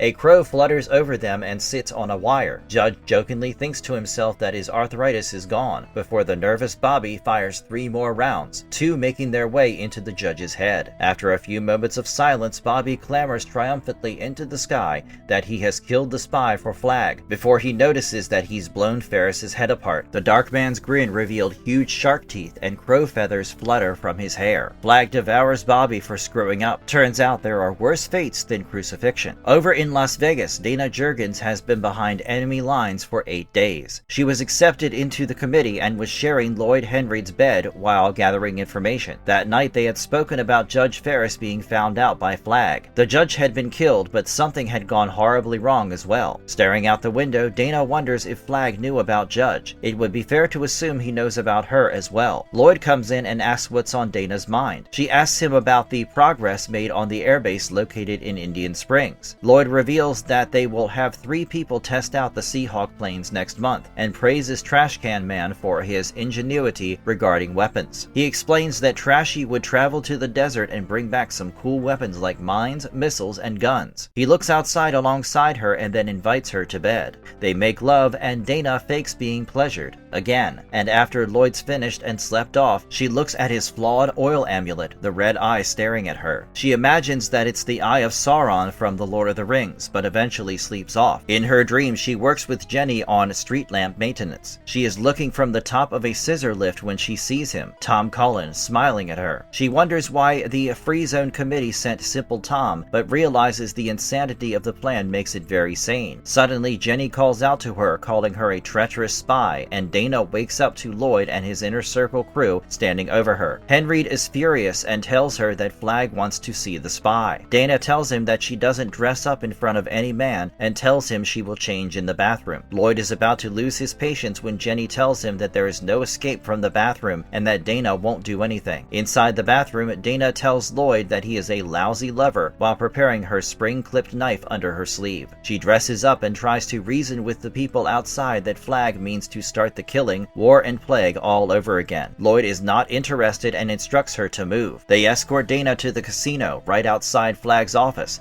but stay back in the reception area. Before she goes in, Dana reassures herself that though she is afraid of Flagg, the most he can take from her is her life, which she is already prepared to give for the free zone. Inside, she finds Flagg waiting for her. Dana is surprised at how young he looks. He tells her to be seated and tells her that she has been caught spying on their community and reminds her of the punishment given to spies during wartime. Flagg then switches his tone and tells Dana that they aren't at war, telling her there was no need to spy and that there is enough room for both their camps. She asks him why did he have Judge killed. Flagg lies and tells her that Judge pulled a gun on them and that he had planned to bring him in alive. Dana feels his persuasive power but still asks why he has all the jets in Indian Springs. Flagg states that it is a defensive precaution that he is sure the free zone folks will be undertaking as well. He gives Dana some maps marking their location and tells her to take them to Boulder as a goodwill gesture, adding that they can even send some people over as diplomatic exchange.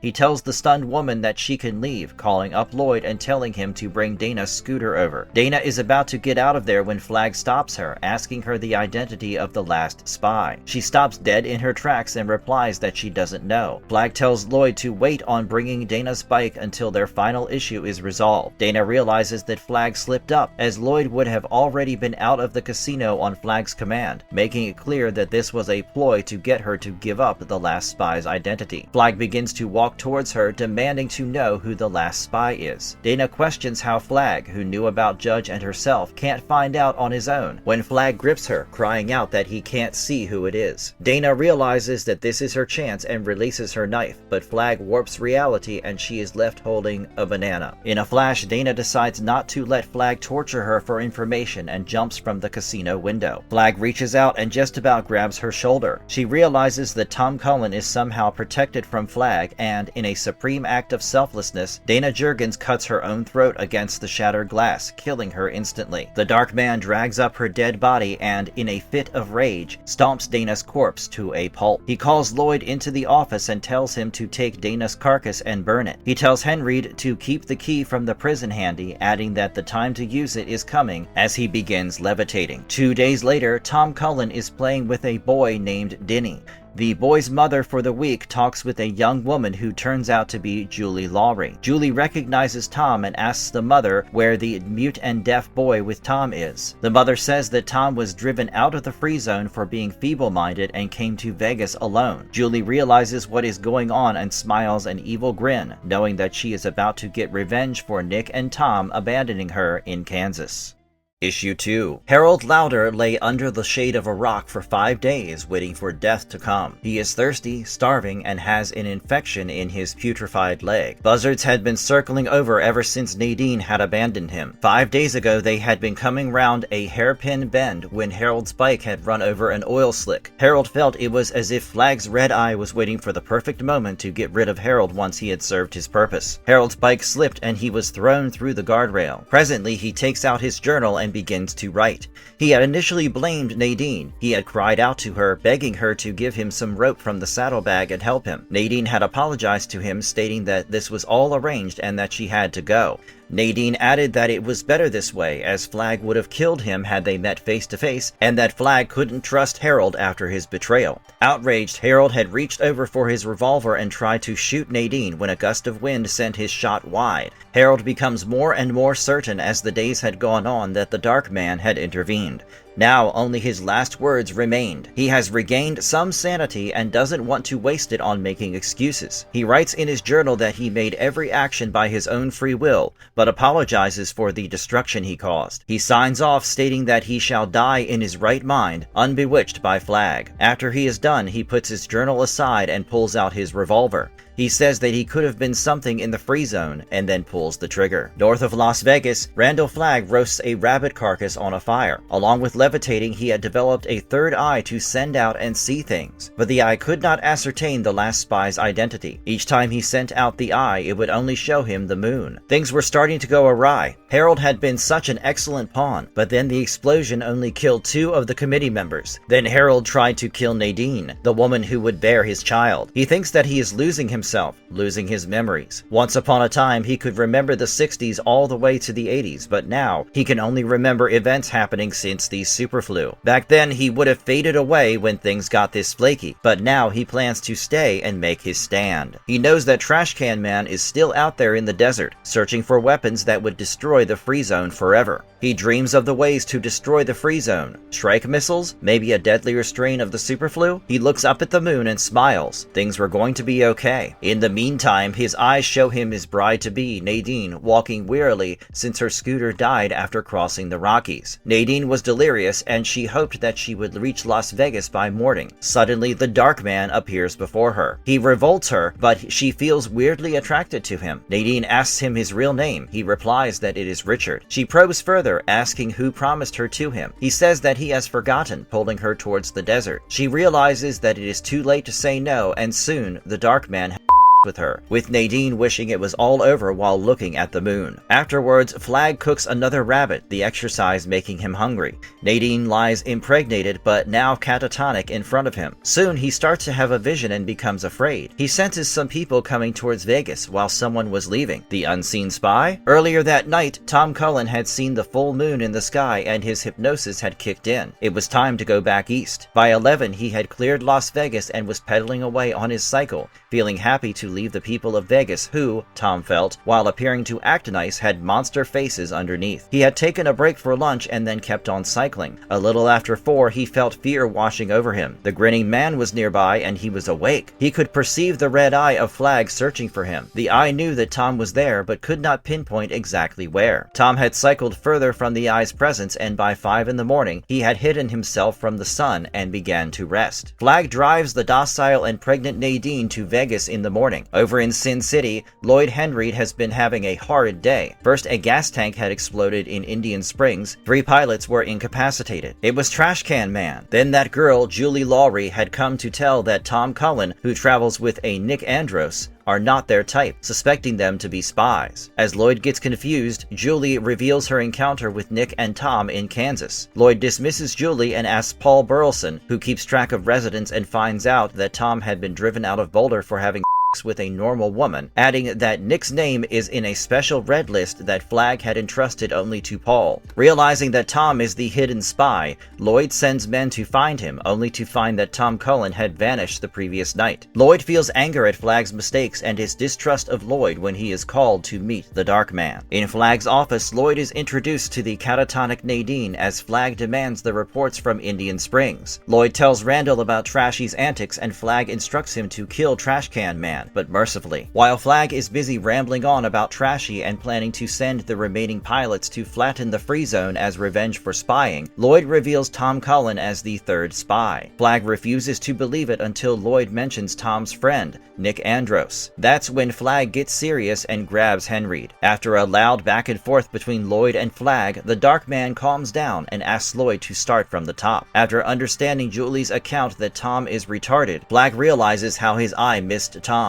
Nevertheless, he instructs that the available helicopter pilots are sent out, with 100 men on foot combing all possible routes, adding that if Tom is not found when the sun's out, the full moon will illuminate the boy. Holding Nadine, Flagg chuckles that everything will work out as he is about to become a father. 15 minutes later, Lloyd gets the news that the helicopters have blown up due to explosives that Trash Can Man had placed on all the copters. Lloyd is told that all available pilots are dead and that their aerial superiority is lost. Henry hangs up, realizing things are not working out. That night, Tom walks across the desert instead of on the road. He had a dream where Nick had approached him, and spoken since it was a dream, telling him that his cover was blown and everyone would be searching the roads for him. Tom is confused about how he will find east without the roads, but Nick tells him to look for God's finger. While walking, Tom sees a stone figure pointing upwards. The finger! and keeps making his way towards it. He rests for the day under a rock, falling asleep instantly. A rattlesnake crawls beside the sleeping Tom to escape the heat and curls up next to him, doing no harm whatsoever. Issue 3. East of the Eisenhower Tunnel, Stuart Redmond, Larry Underwood, Glenn Bateman, and Ralph Brentner come upon a scene straight from a horror movie. The kid hanging dead from a car around a pack of shot-up wolves. They assume that the dead man waited in the car, got tired, and tried to shoot his way out. Larry surmises that the reason the wolves stayed on this particular man was because Flagg had instructed them to. They rope each other together and walk through the dark tunnel. On the other side, Larry hopes that the wolf man was the most gruesome sight of their journey. He was wrong, as the next day they arrive at Harold Lauder's final resting place. The buzzards have picked the young man's body apart, but Harold was still clutching his journal and the revolver in his mouth. Stu takes Harold's journal off his corpse and removes the gun from his mouth, feeding into Stu's hatred for Flagg. He promises to avenge Nick, Susan, and now Harold if he ever manages to get close enough to Flagg's neck. Over in Las Vegas, Randall Flagg watches the sunset while pondering over his plans going wrong. The Cullen boy will begin moving at sundown, and Flagg has to catch him. He contemplates attacking Boulder with all the firepower he already has, but the uncertainty of Snowfall stopping his army stops him. Additionally, Trash Can Man's antics had messed up his foolproof machinery. He decides to levitate, trying to convince himself he is the strongest man in America. Suddenly, Nadine's soft voice brings him right back to Earth. His beloved stands in a white dress, matching her hair, and tells him that Stu, Larry, Glenn, and Ralph are on their way to kill him. Flagg refuses to believe her, prompting Nadine to taunt the Dark Man that his followers are losing faith in him, that no one will come to save him. In a fit of rage, Flagg breaks Nadine's collarbones and, with a loud bellow, throws her off the ledge. As she falls, he notices a smile on Nadine's face, as she had successfully rage-baited him into doing the only thing that could free her from his grasp: kill her. Flagg watches the mother of his unborn child plunge to the ground and cries out in rage. He tries to levitate again, but something's changed. He takes a long time to only manage a tiny amount off the ground. We cut to an interlude in the desert where the Trash Can Man is driving a jeep through the desert as punishment. He believes himself unworthy of Flagg's trust for his actions in Indian Springs and has thrown away his red flawed amulet. He tries to remember why he sabotaged the fuel tanks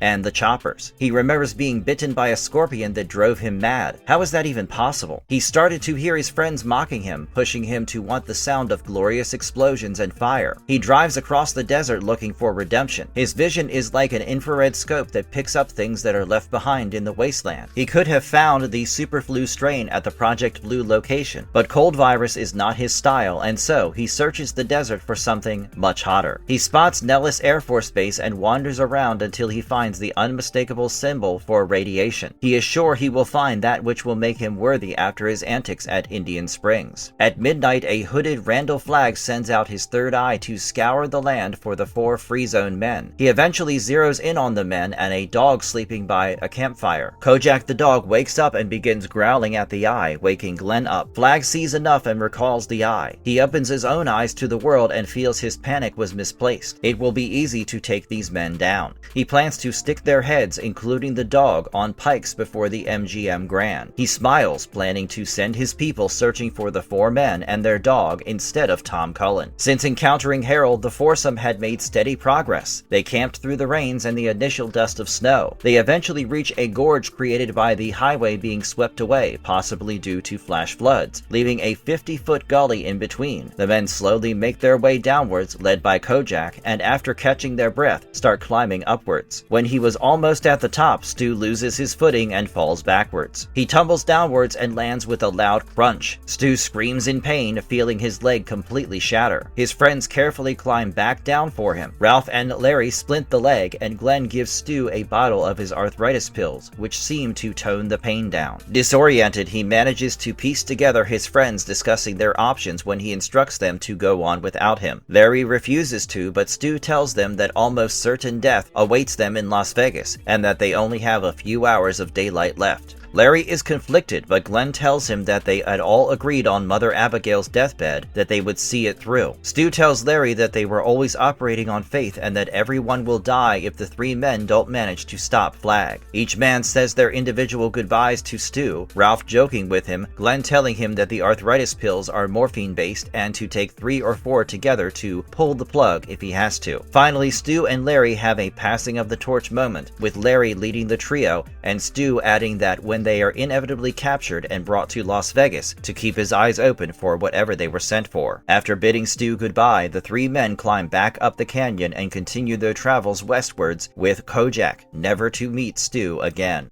Issue 4. Larry, Glenn, and Ralph make camp at night, having water available but no food. Suddenly, Glenn realizes that Kojak the dog is nowhere near them. He calls out to his trusty companion when Larry suggests that maybe the dog went to keep the injured Stu company. It was, in fact, exactly what happened. Kojak had run back all the way to Stu in the canyon and brought a dead rabbit for him. Stu was delighted at Kojak's resourcefulness. After Kojak fetched some wood, Stu had built a fire and shared some roast rabbit with the miracle dog Kojak. That is how the first night of the now split party had gone, Stu eating and sleeping well while his friends went hungry and struggled with nightmares. Larry dreams that he had been performing a concert at Madison Square Garden. He tries to shout to the crowd that he stopped singing since the world ended. He suddenly spots his mother in the crowd, surrounded by Randall Flagg, Charles Manson, and Richard Speck, some of the worst psychopaths of the last few decades. Larry jerks awake, feels a premonition that it is all going to be over. 5 days later, the trio spots Flagg's forces. Ralph asks Larry how to play it, and the new team leader tells them to keep going and see if God is truly with them. Holding hands, they make their way up to the blockade. A man named Paul Burleson asks what happened to their fourth member. Larry lies and tells them that Stu perished on their journey. Paul places the three of them under arrest but refuses to say in whose name. Glenn mocks their cowardice and lists off Flagg's many names, testing their patience. After getting arrested, the three men are brought to Las Vegas and put in separate cells in separate wings of the prison. Larry asks Barry Dorgan, the head of security, for a shower. Barry says that it will depend on Larry's cooperation. He asks Underwood about the free zone. Larry refuses to cooperate, drawing a disappointing sigh from Barry. He asks Larry why they came to Vegas, adding that Flagg will squeeze the cooperation out of the men before killing them. Larry simply states that he was sent by Mother Abigail, which flusters Barry, who had also dreamed of the old woman and rejected her vision. Dorgan leaves Larry lying in his cell, muttering the words that he will fear no evil. The next morning, Randall Flagg and Lloyd Henry show up at Glenn's cell. The old man is busy scribbling his final words on the wall with a piece of charcoal when Flagg tells him that he is free to go. Grinning, Glenn says that he can't leave without his friends. Flagg, with a grin of his own, says that all Batman would have to do is get down on his knees and ask the Dark Man. This triggered a loud laugh from Glenn, who laughs till he can't feel his arthritis anymore. He mocks the stunned Flagg for lacking substance, claiming that they were afraid of him for nothing. Annoyed, Flagg instructs Lloyd to kill Glenn. The old man challenges the Dark Man to come into the cell and do it himself. At Flagg's insistence, Lloyd pulls out his revolver and shoots Glenn 3 times. With his dying breath, Glenn tells Lloyd that Flagg lies, as the Dark Man creeps into Lloyd's ear, guilting him into emptying the remaining gun into Glenn's body. By the end, Henry himself is in tears. Flagg consoles Lloyd, turning his underling's amulet into a silver key, the key he gave him in Phoenix, adding that he doesn't lie. He confides in Henry that some members of their circle are planning to abandon ship, stating that they aren't faithful like Lloyd, and says that to stop this crisis in confidence, Flagg will finish things with Larry and Ralph. Overnight, construction begins in front of the MGM Grand with pipes, hammers, and bolts. The next dawn, the wound inside Larry has healed. He has finally found peace within himself and feels that he has become a guy that his mother, Rita Blakemore, or even the lady from Brooklyn would like. Barry comes and asks him if he is ready. Larry, accepting God's will and his fate, accompanies Dorgan out of his cell. He asks Barry which one of his compatriots they shot the previous night, to which Barry tells him that it was Glenn, lying that the old man had tried escaping. Larry, not buying the lie, tells him that one day Barry himself will be shot for trying to escape. Larry and Ralph are herded into the back of a van. The two men make peace with the fact that they are going to their end and keep on chanting that they will fear no evil. jail. The doors are opened and they are pulled out, stripped of their shirts and cuffed to chains inside cages. Ralph realizes from the trucks attached to the chains that they are about to be pulled apart. Larry reminds Ralph that they must fear no evil. As the crowd before them starts clapping and clamoring, Larry shouts to them to open their eyes and that Flagg is afraid of them. Ralph points Larry to the steps of the MGM Grand, and sure enough, there he was, donning a red cape, Randall Flagg. The dark man starts reading out the charges against the two men as Larry shouts back counter-arguments to Flagg's lies. After he has finished reading the charges, the dark man sentences Larry and Ralph to be torn apart and begins to walk off, leaving the charges and cape with Lloyd. Larry notices the face of the crowd shifting. Suddenly, a man, Richard Bachman, marches up from the crowd and declares Flagg's brutality un-American. Flagg recognizes Richard as a member of his inner circle who has suddenly found a conscience and begins to form a ball of energy in his hands. Richard calls the dark man the devil, to which Flagg agrees and launches the ball of blue energy straight at the man. Both Ralph and Larry begin to chant that they will fear no evil. The energy ball destroys Richard as Flagg turns around, feeling his triumph assured. Out of nowhere, a flurry of murmurs breaks out behind Flagg. Words of can, man, trash, and trashy. He looks behind him and feels the terror of the unknown and unexpected seep into his heart. Donald Elbert, aka the Trash Can Man. Trashy brings with him from the desert a gift of a nuclear warhead as an apology to Flagg. The Dark Man and Lloyd tell Trashy to get rid of the bomb when Ralph points to the sky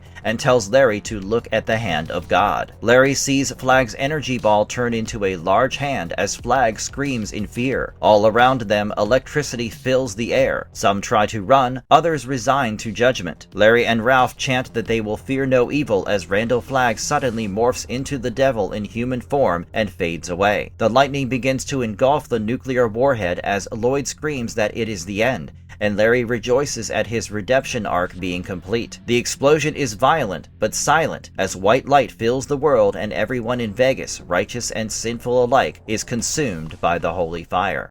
Issue 5. In seemingly the final irony, Stuart Redmond had gotten the flu, a few days after his friends had left him in the canyon. He finds a pencil stub in his pocket and writes a note to Franny Goldsmith about everything that had happened. Nursing a fever and chills, he coughs violently, feeling his tonsils swell up. Lying down to sleep, Stu rests for an hour before a violent earthquake rocks him awake. He is shocked by the sudden tremors and looks up to find Kojak the dog already on the top, looking out towards Nevada. With renewed vigor, Stu pulls himself up and begins to climb. He had been sheltered in the gully, but now he had to see what caused the earthquake. It had to be what they were sent from Boulder for. Climbing for about an hour, he reaches just short of the edge and finds the grade too smooth and steep. He starts backsliding, and in a moment of pure faith, Stu jumps upwards and grabs onto Kojak, who miraculously has the strength to pull Redmond up. He manages to peel his fingernails, gripping the edges of the outcrop, but makes it over the edge, exhausting all his strength. He looks westwards and then he sees it, a giant red mushroom cloud, a nuclear explosion by the looks of things. He is sure that Glenn, Larry, and Ralph wouldn't have survived the blast radius. He was feeling the heat all the way here.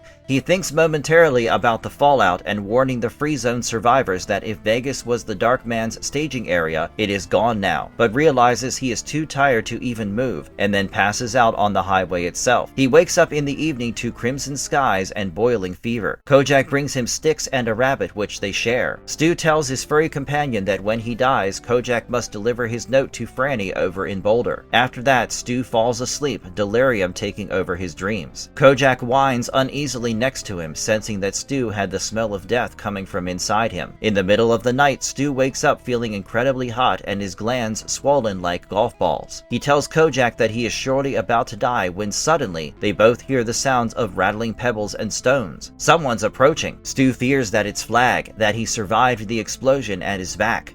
Kojak growls at the figure, but suddenly a familiar voice calls out to him. Kojak runs joyfully at the figure, despite Stu's attempt to stop him, and starts hopping with the figure. It turns out that the figure is none other than Tom Cullen, returning from his mission. Stu, though fatigued and plagued with illness, finds joy in seeing the feeble-minded man. The next morning, Stu explains to Tom that he has broken his leg and that he is sick. He instructs Tom to find aspirin from first aid kits in the cars abandoned on the road, and any type of camping equipment. Tom, who is now sporting a beard, asks him about his friend Nick Aldros's health, explaining that he sees Nick, who can talk, in his dreams. Stu is too fatigued to answer and tells Tom to go get the medicine first. Soon, Tom comes back with the medication, some concentrated food, and a sleeping bag. While recovering, Stu tells Tom that Nick was killed in an explosion about a month ago. Tom shed a few tears, but then says that he knew about it, owing to the Nick in his dreams always saying that he was going away and that Tom was always his main man. He states that he will miss Nick a lot, but hopes to find him again in heaven. Stu agrees with Tom, and Tom states that he knows Flagg killed Nick, for which God fixed the bad man. He adds that he saw the hand of God come down from the sky as revenge for Nick and Judge. Upon Stu's inquiry, Tom reveals that both Judge Ferris and Dana Jurgens had been killed by Flagg. Stu tells Tom his plan, and the next day, Tom pulls Stu eastwards in search of a car. They find a beat-up Plymouth off the side of the road, and by some miracle, it manages to run. They ride on till Utah, where they stay the night. Stu lies unconscious, muttering in his sleep. By 2 in the morning, Tom begins to sleepwalk out of their hotel and into the howling rain. He walks with the ghost of Nick, who tells him that Stu will die of pneumonia if Tom doesn't save him. Before they find themselves in a drugstore, Nick tells Tom that should Stu perish, he and Kojak must go and tell the survivors that he saw the hand of God in the desert. Tom is told to take a whole host of medication for Stu, and that he must walk Stu to get the infection from drowning him. The invigorated Tom wakes Stu up and pours pills into his mouth, pulling Stu up and making him walk in the hotel lobby. This tirade continued for 2 more weeks until finally, Stu's fever finally snapped. He wakes up one morning feeling like his old self, which delights Tom. The next few days, Stu recovers his strength, and thereafter the two men make their daring journey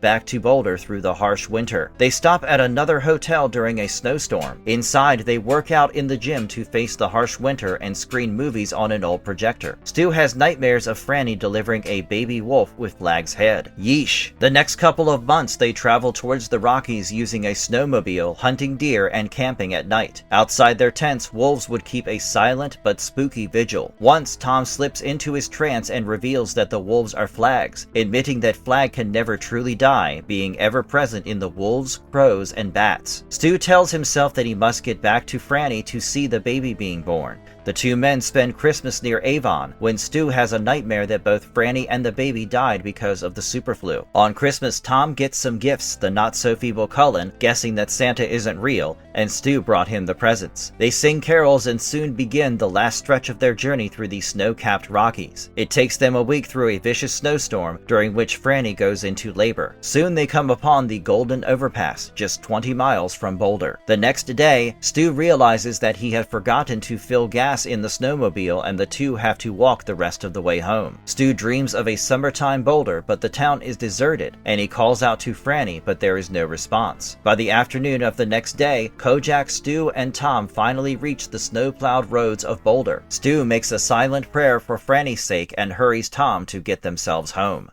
Issue 6. On the freezing border of the free zone, Stuart hears a familiar voice ask for his identification. As Stu identifies himself and Tom Cullen, he realizes there is a rifle aimed at him. The free zone has posted sentries. The sentry in question is Billy Geringer, a survivor who arrived not long after Stuart himself. He tests Stu about his old life, and Stu answers correctly, granting them passage into the free zone. He insists on seeing Franny Goldsmith, who is supposed to be due with a baby. Billy reveals that Franny had a cesarean birth and is fine, but baby Peter has contracted Captain Trips. Stu gets a desolate feeling but tells Billy to take him to the hospital nonetheless. In the hospital, Franny lies in bed, drifting through her memories. She calls in Nurse Marcy to ask if Peter is dead. Marcy replies that he is fine and that Franny should just rest. Franny's mind drifts, thinking that it was because Peter was the son of one infected and one immune parent that he contracted the superflu, and that Lucy Swan and Larry Underwood's baby would be immune, being the product of 2 immune parents. She remembers her mother's disappointed face, Stu's eyes. Suddenly, she sees Stu standing by her room door. Tom Cullen is behind him and Kojak the dog as well. She feels like she is in a fever dream, but a tearful reunion between the lovers happens as Stu rushes over to her bed and they grip each other tightly. Later on, Doctors Richardson and Lathrop tell the couple that baby Peter seems to be recovering from the flu. They explain that Captain Trips shifts form every time the body defends itself, adding that nobody ever really beats the flu, and that there were short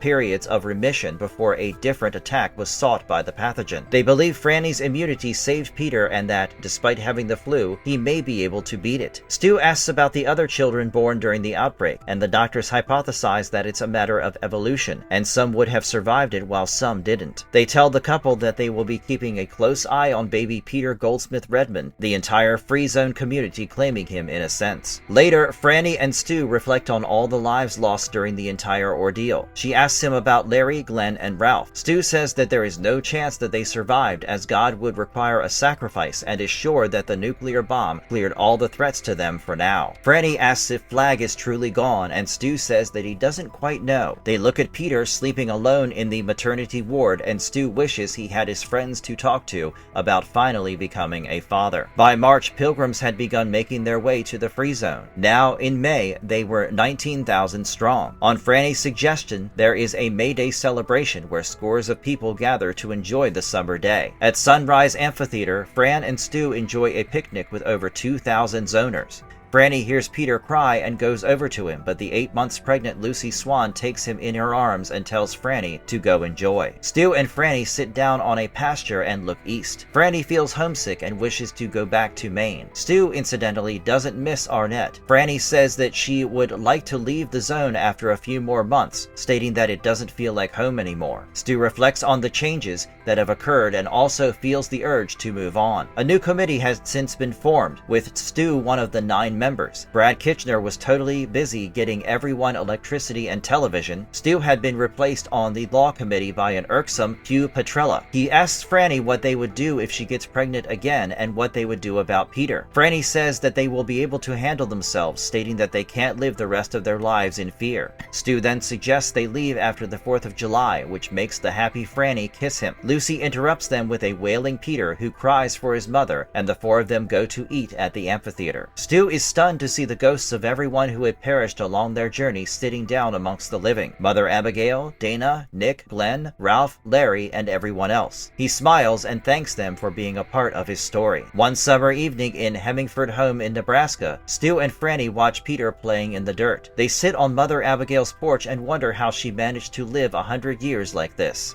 Franny asks Stu if he's worried about the new baby. Pregnant again, Franny? Stu replies that since Lucy had twins and was okay, he didn't feel worried at all. While Franny tends to a dirt-covered Peter, Stu looks back at all the conversations he has had since then about the survivors traveling across the country, even the globe. Someone said that they felt unsafe in Boulder with more and more people coming, and Stu realizes that it wouldn't be such a bad thing if the zone eventually falls apart. As Glenn would say, it served its purpose. One of the last Free Zone committee meetings he had attended discussed arming the deputies. The more he thinks about it, the more he realizes that it would be best if the zone breaks down and spreads out, holding organization as the root cause of the problem, like cancer cells clumping together. He hopes his children will learn from the failures of the previous generation and not play God. He asks Franny if people really learn anything. Franny hesitates but answers that she doesn't know. Epilogue. Over on an island, a shell-shocked Randall Flagg washes ashore, shirtless and in jeans. He wonders how he got there, who he is. Suddenly, a group of tribals surrounds him. Then it starts coming back to him as he grins an evil smile again. He speaks numerous tongues, confusing the tribal who stare fascinated at his grin. He identifies himself as Russell Faraday and says he has come to help them. The tribals bow down and kiss his feet as his eyes start to glow red again. He realizes he didn't care where he was, for as long as he was on his feet, nothing could stop the walking man. Life was a wheel no man could stand for too long, and it always came rolling round to the same place. And that was our video for today. Chilling, isn't it? When you look at this story and the life you may have lived 5 to 6 years ago, do you resonate with the message? Do you feel that this story is weirdly prophetic? What are your thoughts on this masterpiece? Comment it all down below. As always, if you enjoyed the video, don't forget to like, share, and subscribe to the channel with notifications turned on. Have a marvelous day ahead.